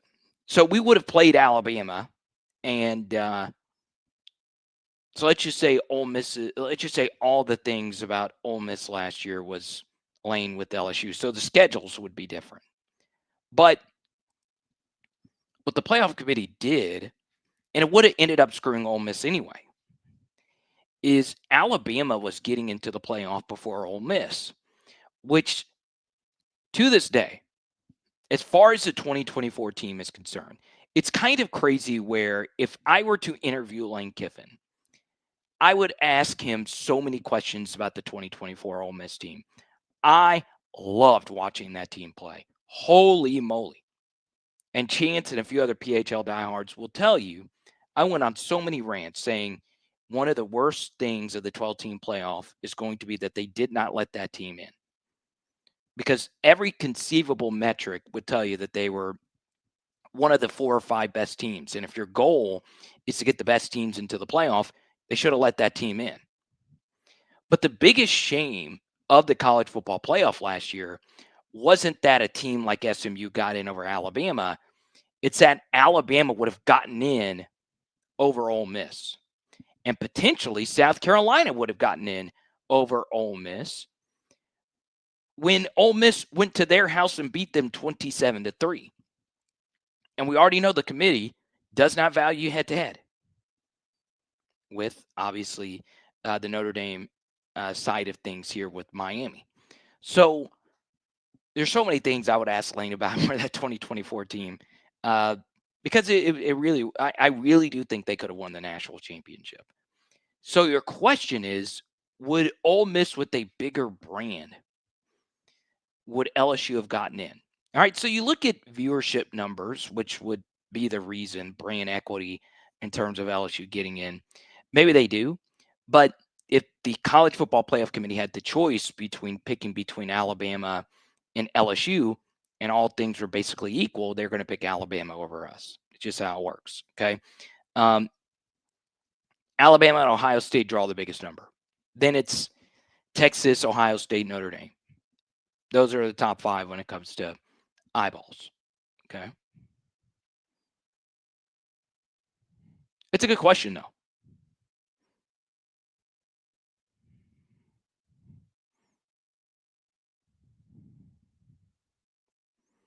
Let's go to Andrew. Welcome. I'm excited to see how many more recruits come to us now that we have Lane here. Yeah, I hope so. Hope we get some flips here that he's going to want. James always holding it down. Good to see you.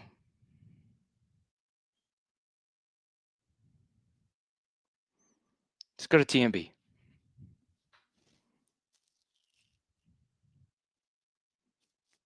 Given Tulane doesn't have a problem with John coaching the playoffs, does Tulane wait until after Tulane's run in the CFB to announce coach? And would Baker have chosen let LSU know? It's a good question. I think Tulane wants to hurry up and make a hire as far as their head coach is concerned because they got signing day coming up. And this is going to need to be a big portal class for Tulane. Okay, so yeah, I don't think they're going to wait. I don't. If Blake Baker, they want to hire him today, and Blake wants to go today, I'll first off support Blake Baker because I am also a Tulane fan, and so there you go.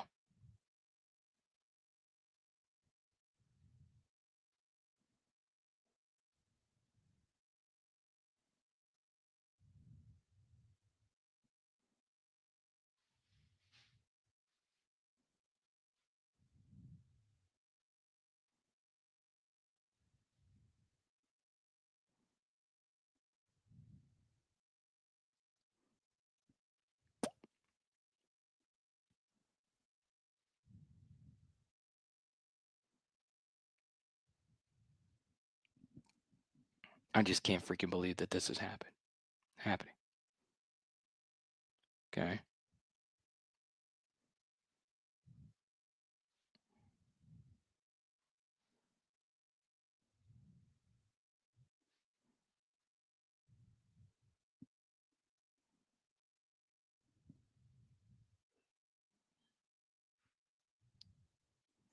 Let's go here.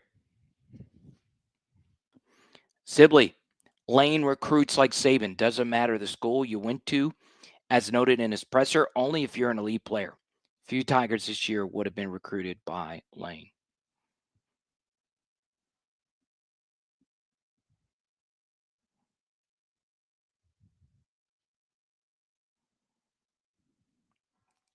You are correct. All right, Matt, this will be my last question from you. I always like first-timers to feel welcome. I always like opposing fans to feel welcome because there's a few other things I want to get to tonight. Worst part of the show is that this streamer has different handle names and does team videos to other schools like he's a fan. Just saying. A snake like Kiffin. Oh, okay. So, yeah, I do videos on the SEC channel for other teams. There you go. And I try to be positive about other teams. I don't just want to trash the players that I'm watching. But if that were the case, why in my Oklahoma breakdown from last week did I say at the end of the video, I feel bad for you Oklahoma fans when we knock your ass out the playoff? Go watch it for yourself. Now, I didn't say it like that. It was something like, I hate that we're enemies this week. But yeah, I'm very lucky that Tennessee fans have welcomed me into their fan base. I'm very happy that Arkansas fans have supported the channel as long as they have, and Georgia fans. You got me. Guess what? The other LSU YouTube channels, they do national channels too. So keep that same energy for all of them. That's fun.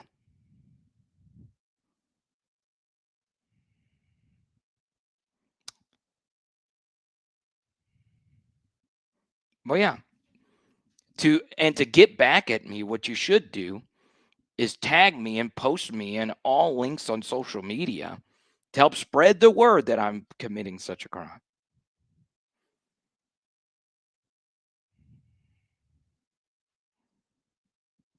Carter, if my math is right, Kiffin has been the head coach at 18% of SEC schools. So, yeah, 4 of the 16. Well, 3 of the 16. No, Tennessee, LSU. So would that be 18%? Yeah, it'd be 18%. And he's been at Alabama. So he's been at 25% of the schools, but head coach at 18% of the schools. It's kind of crazy. Lane also said, hey, I might be the first coach by the age of 50 to have 6 different head coaching jobs. And then he also said, maybe I shouldn't have said that. Yes, Witt was there at the press conference. Okay. So we do have some breaking news in college football. Pete Thamel is reporting that Will Stein is more than likely going to be the next head coach at Kentucky. He's a Kentucky native. And basically, when you see coaching moves this brash, and this late in the cycle, that means the boosters have somebody lined up. So Mark Stoops wasn't going to get fired unless Will Stein was available, but he was available and that there was interest. Same thing that we saw with Michigan State when Jonathan Smith was retired, and they had to get a coach who in his last 3 seasons was 1-11, 3-9, and 3-9. They had to absolutely get that guy. But he was at Northwestern, Pat Fitzgerald. So there you go. Any news on Blake Baker? We do not know. But either way, I'm going to support Blake Baker, even though I do want him back. Okay? Now, here's what we're going to do. In the next 5 to 10 minutes, I'm going to answer as many questions as we possibly can. If you super chat, we'll keep this party moving. I love doing afternoon shows. We might do more daytime live streams. I freaking love it.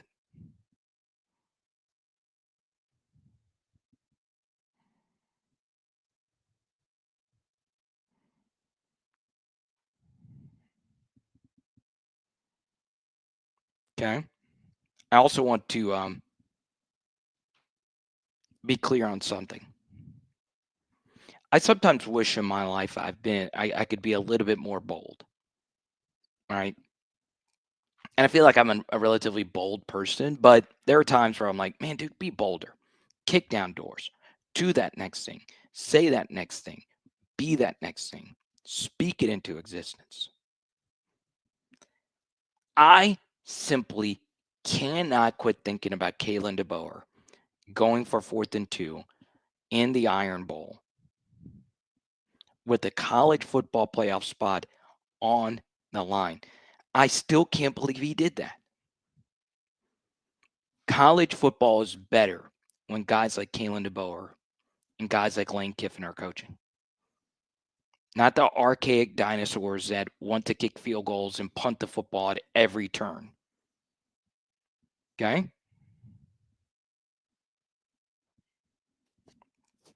Do I like DJ Durkin as defensive coordinator? Yeah, so let's just say LSU hires DJ Durkin tomorrow. DJ Durkin is the best defensive coordinator in the SEC. He's the best. There are others that are really good. He's the best. And I say that knowing Blake Baker is really good, but DJ Durkin was the best. So you're getting the best DC you possibly could get. And he'll come over. For one, he'll get our pass rush better. Number 2, he'll get our third down defense better. And number 3, he would bring Xavier Debo-Atkins with him, which would be really nice. So obviously I'm biased. Xavier's been on the channel. I'm a big fan of his. He had a really high grade for me coming out of high school. And, you can make a case he was the best linebacker in the SEC this year. That is probably C.J. Allen or the linebacker from Texas. Any one of them, they're all really good. But, yeah, I like DJ Durkin a lot. I do. But the truth is,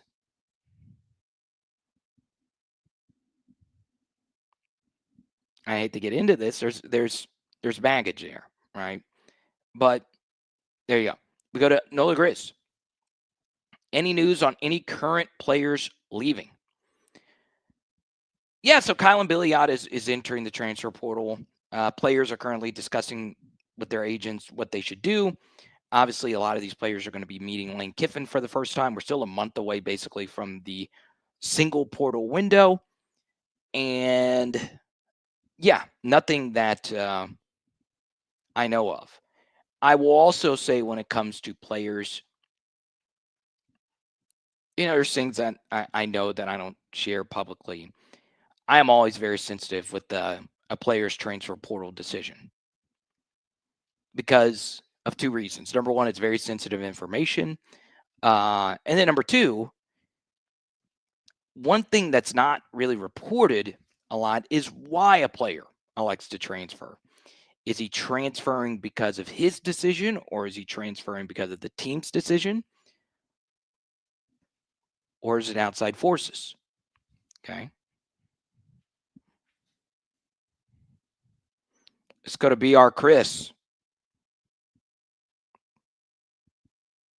Welcome to the channel. That might be the smallest shirt I've ever seen on a large human. You're a jack, bro.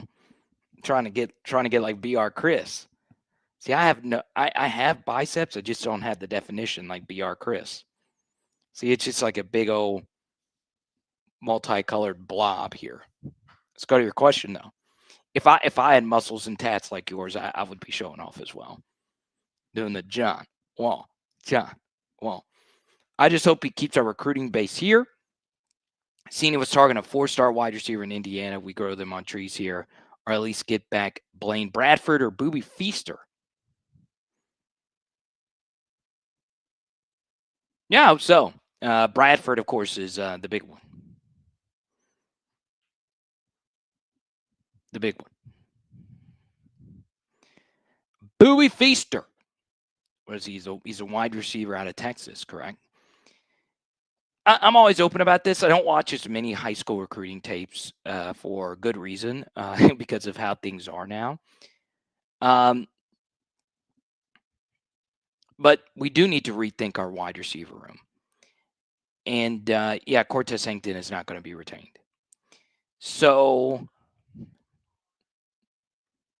I hate it. Cortez has mostly been good. These last couple of years have not been that.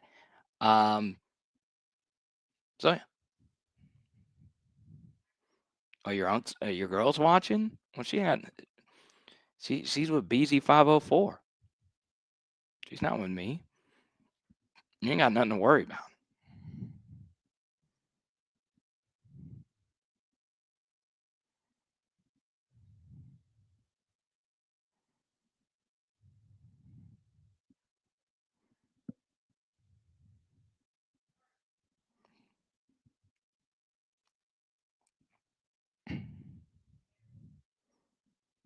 One more thing I want to share. Okay. I love the National Football League. I do. I love my Saints. I love Jaden. I love Joe. I love NFLSU. But there's nothing like college football. There's nothing like this sport. Nothing like it. Like every year there's a coaching cycle. It's like every 2 years you get one of these kinds of situations. And God, it makes for fun entertainment. There's nothing like the sport though. And yeah, the calendar needs to change. With that said, it does create chaos. It does make this a lot of fun. I will also say this, and this take has aged well. November is no longer college football's best month. Now, it is in terms of drama, rivalry week, playoff picture, all of that. But none of that really excites me as much as just the games themselves. And the thing that makes October in college football better than November is September, the first couple of weeks of the season, teams really aren't that good. They're still figuring things out. There's no preseason. October is when we're getting almost every team's best shots. Really, no big-time coaches have been fired yet. And it's more about the football. It's not about the playoff picture. It's not about the transfer portal. It's not about next year. It's about that year. And we had some awesome college football months in October. So as much as I've enjoyed this, as much as I'm glad this was a happy ending for LSU, it is very stressful. Not necessarily in terms of, the drama involved in all of this, but it's more so I got into this to talk about football, talk about the games, talk about betting, point spreads, film, all of that.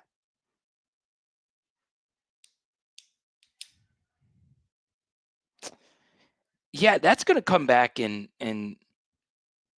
probably hurt Cortez in the long run because he did get robbed of a Bolitnikov. But he also has a national championship to his resume. So he's going to have no problem getting hired again. He's also made a whale of money. He has made so much money.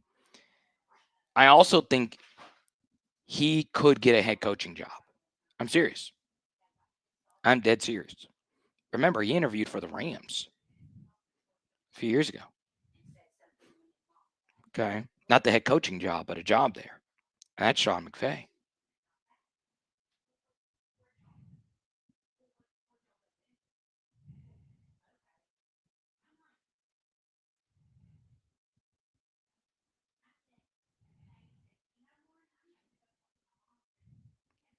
Now,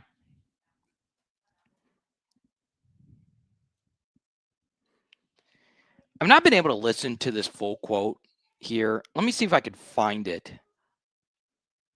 But this was kind of bizarre in the and I kind of want to wait till Lane says this. Let me see if I can find the clip here.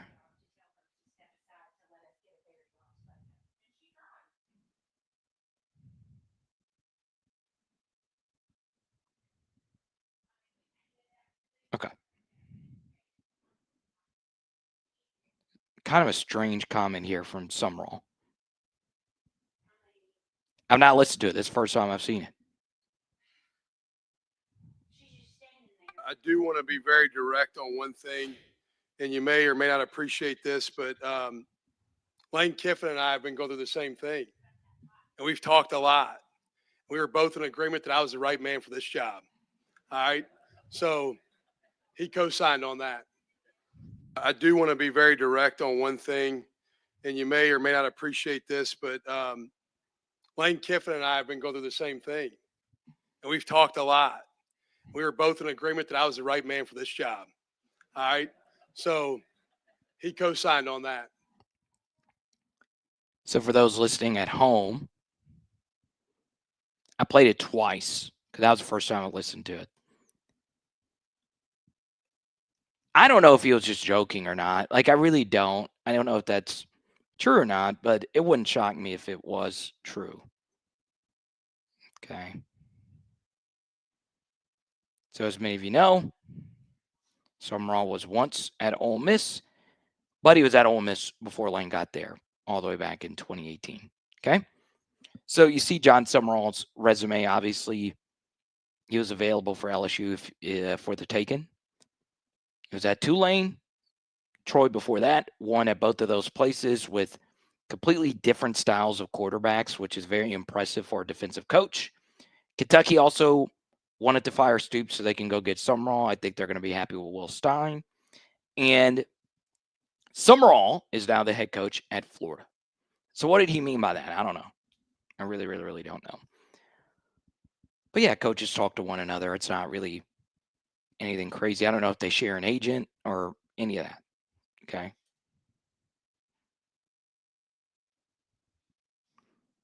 If I'm not mistaken, I think Summerall is, and I'm not the smartest guy when it comes to college football agents, but I think Summerall is represented by a different agent, not named Jimmy Sexton, but an agent who used to work under Jimmy Sexton and created his own thing. I could be totally wrong. Okay.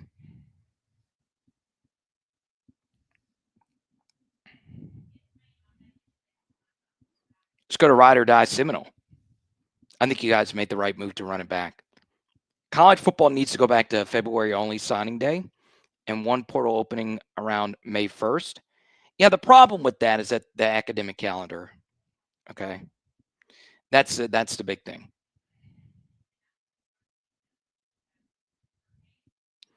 Let's go to Brennan Westmoreland. Carter, can you go into how you feel as an LSU fan about how you feel about our situation now, and what players that do not see playing time on our roster are the most important to retain? Oh, do not see much playing time on our roster are the most important to retain. That's a good question. So obviously, the first answer would be someone like DJ Pickett. He wasn't an every down guy. But yes, he's probably the biggest priority on defense, more than anyone else on that defense. And there probably isn't a close second at this point.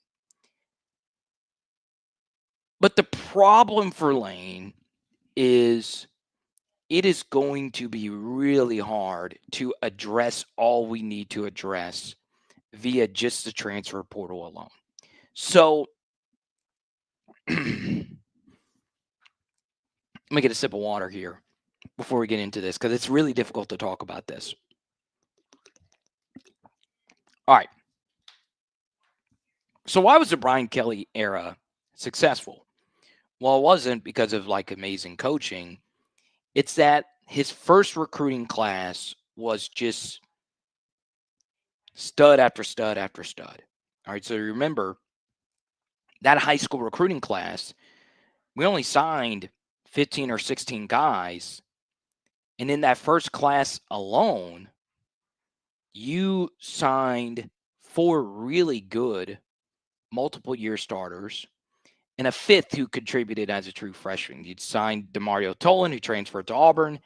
And then you also had Harold Perkins, who was a superstar in that first season. We definitely don't win the West without him. And then Will Campbell, Emory Jones, and Mason Taylor, who are greats. All right. 3-year starters. And then after that, our recruiting classes had so many misses. You know, we had Whit Weeks, who was really good, obviously, in that next class. And then in that next class, we had Caden Durham. But outside of those two and a few others, we just missed on so many guys. So one thing that's going to be really critical for Lane Kiffin is for this first recruiting class to really hammer things down with them playing immediate playing time, giving you immediate playing time, good snaps in that immediate playing time. And if they do that, guess what? Your team becomes instantly better. All right.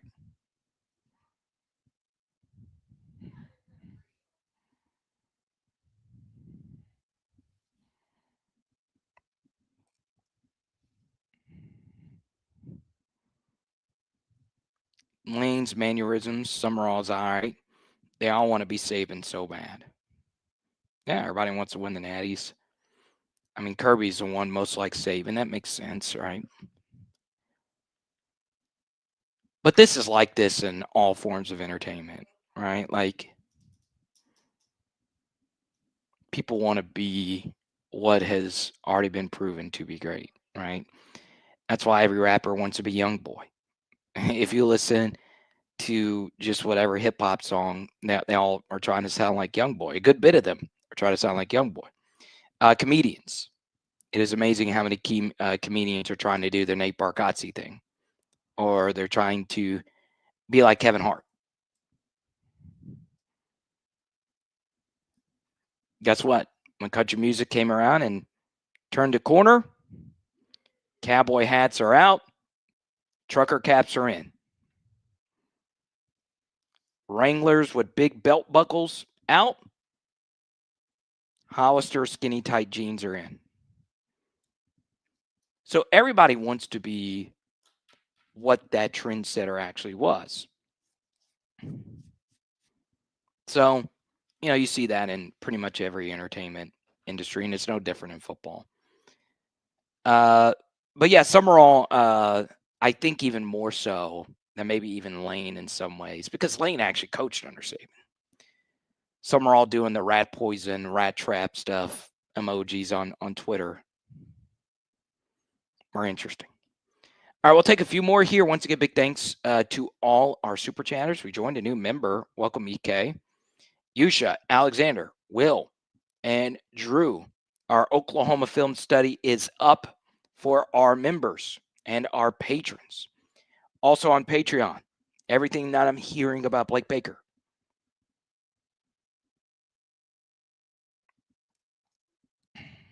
Are you getting deep? Yeah, Aiden Anding is someone I want to keep around. Jim Coyley, the linebacker, sure. Why not? Why not?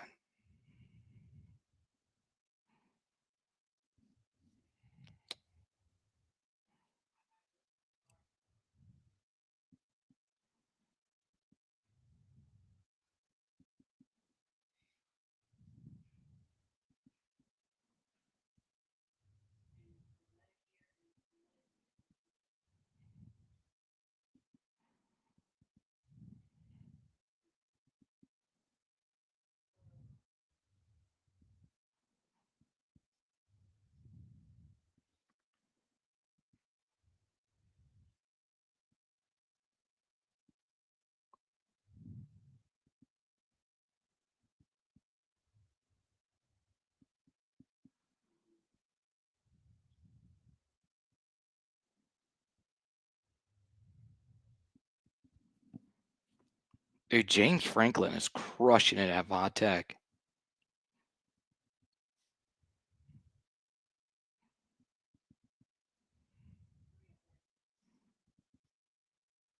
A place where it never rains, Tiger Stadium.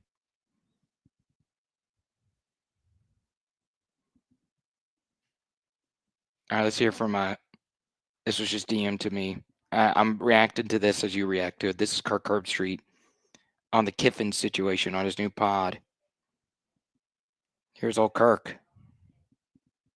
I feel bad for the 25 Ole Miss team. Best year probably in 122 years. They still going to get a chance to finish it, but just out of their regular routine. What did John Summerall do differently that Lane Kiffin didn't do? He's staying to coach his team. And now again, Tulane to Florida is a jump up, different conference. Ole Miss to LSU, rival within the same conference. Hey, get out of here. You're not part of this. I understand that. I really think they should ask the players. And if they say get him out of here, then get him out. And that to me is the idea that I think we all lose in this is what's best for these players.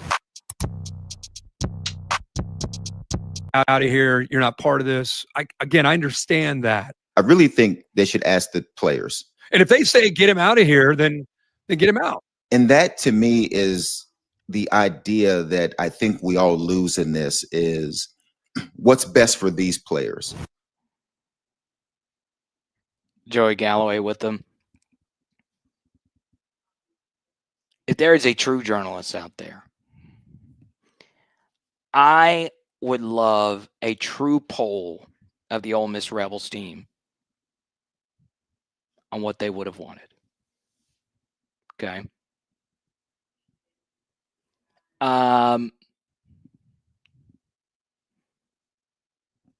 You know,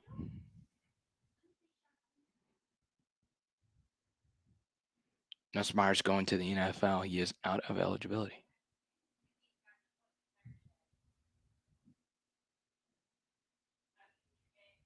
Who do I have? Saban is the tier goat. Yeah, Saban's the goat. Better than the Bear, Saban. The CAA mafia. I doubt I will ever be big enough for CAA to represent me, but if they want to, come on. Bring it on. But my thing is, why is it that everything they've said on game day about the calendar, where are they lying? Tell me, why are they lying about that?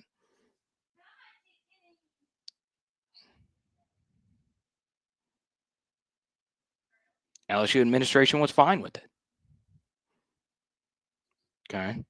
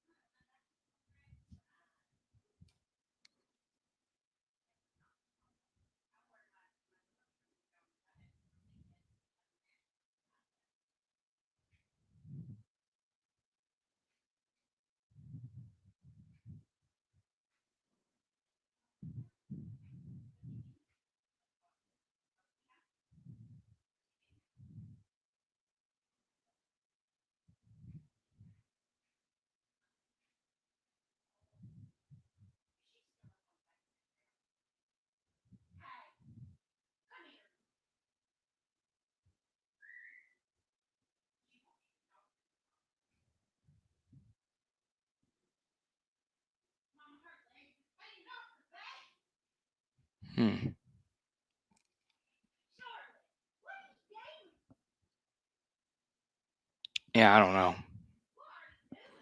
The CAA stuff, I really don't know. We came in, stole their coach, man. That's little bro stuff. Even if you do win it all, you got a little broed. And I hope you do, Ole Miss. Kidding.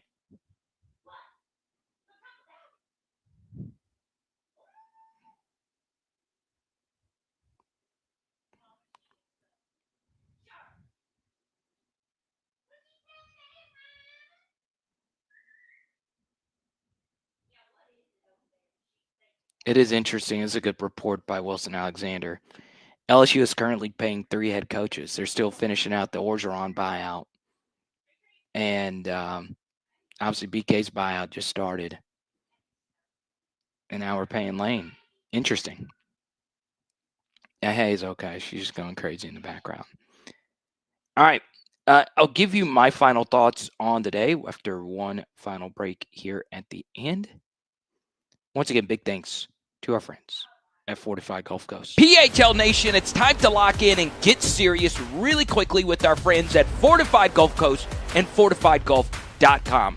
This is my buddy Ramey. He is one of many Fortified Gulf Coast inspection professionals that are doing something to help you not only save your home, but your memories. The Fortified program got started about 13 years ago. We adopted it here in New Orleans about 2.5 years ago. It's a more advanced way of doing the roof. It adds an extra layer of protection, whereas even if a hurricane was to pull the shingles off this roof, water will still not get into the house. So yes, your establishment is important, but what about the things you can't replace? That family scrapbook or that painting that's been handed down from Meemaw to Papaw and to you. It is important to protect that today with Fortified Roofing. And while this seems like a priceless asset, did you know it can actually save you on your homeowner's insurance up to 37% if you are in South Louisiana? Just call the number 504-444-7563. That's 504-444-7563 or visit fortifiedgulf.com. That's FortifiedGulf.com. Let's go. All right, a few things. Lane Kiffin big-timed Auburn. He big-timed Florida. All right, it was a really good report by John Talty. He did not see eye to eye with the athletic director, Scott Strickland, at Florida. And if I'm Florida, I'm like, why are you listening to Scott Strickland, who's been arguably the worst AD in the SEC? Whatever. We do need to acknowledge, though, as LSU fans, that Ole Miss fans are furious with this guy. Lane is one of those guys, though, that if he's coaching your team, you're all aboard. Yeah, if you're not with the trolling, there's quite a few fans that aren't with the trolling and all the tweeting and all of that, whatever. But when he's on your side, you feel great about life. When he's not, ugh, you don't like him. You don't like him at all. I will also say this, though. He's on our side. Okay. Then you get into the actual hierarchy of things. So the thing I like about Kentucky's hire is that nobody was really after Will Stein. And a lot of the best coaches in college football are coordinators. You know, Cooper and I were talking about this yesterday. Why was there such groupthink over certain coaches amongst the SEC this year? It makes sense that LSU wanted Lane Kiffin. He was the best coach available. But what happened is John Summerall was interested in the Auburn job. Something happened. Summerall picks Florida over Auburn. Okay. I don't know what all happened, but something happened. Then Auburn looks as if they were going to hire DJ Durkin. Alex Golish had something allegedly agreed on with Arkansas. Golish leaves Auburn or leaves Arkansas to go to Auburn. He was never with Arkansas, reportedly.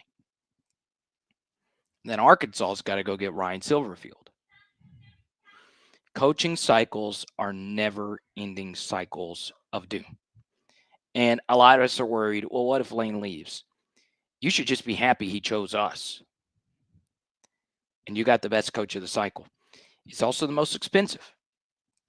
The buyout's a little bit more favorable. There's a few other extra stipulations in there.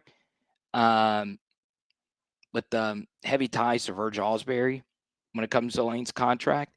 At the same time, though, I feel really good about things. I really do. I really, really, really do. Okay. So it's amazing how it came down to Arkansas not getting their guy. That guy goes to Auburn. Auburn not getting their guy. That guy goes to Florida. Florida not getting their guy. That guy goes to LSU. And guess what? Even though we are at the top of the food chain here, it don't mean ish until the ball is spotted. And we better be ready to go. It's a 9-game conference schedule with Clemson coming in with ill intentions. So be ready. Yeah, I think you're right, TMB, but technically, if you pay him today, and you're still paying Brian Kelly, and you're now paying Lane Kiffin,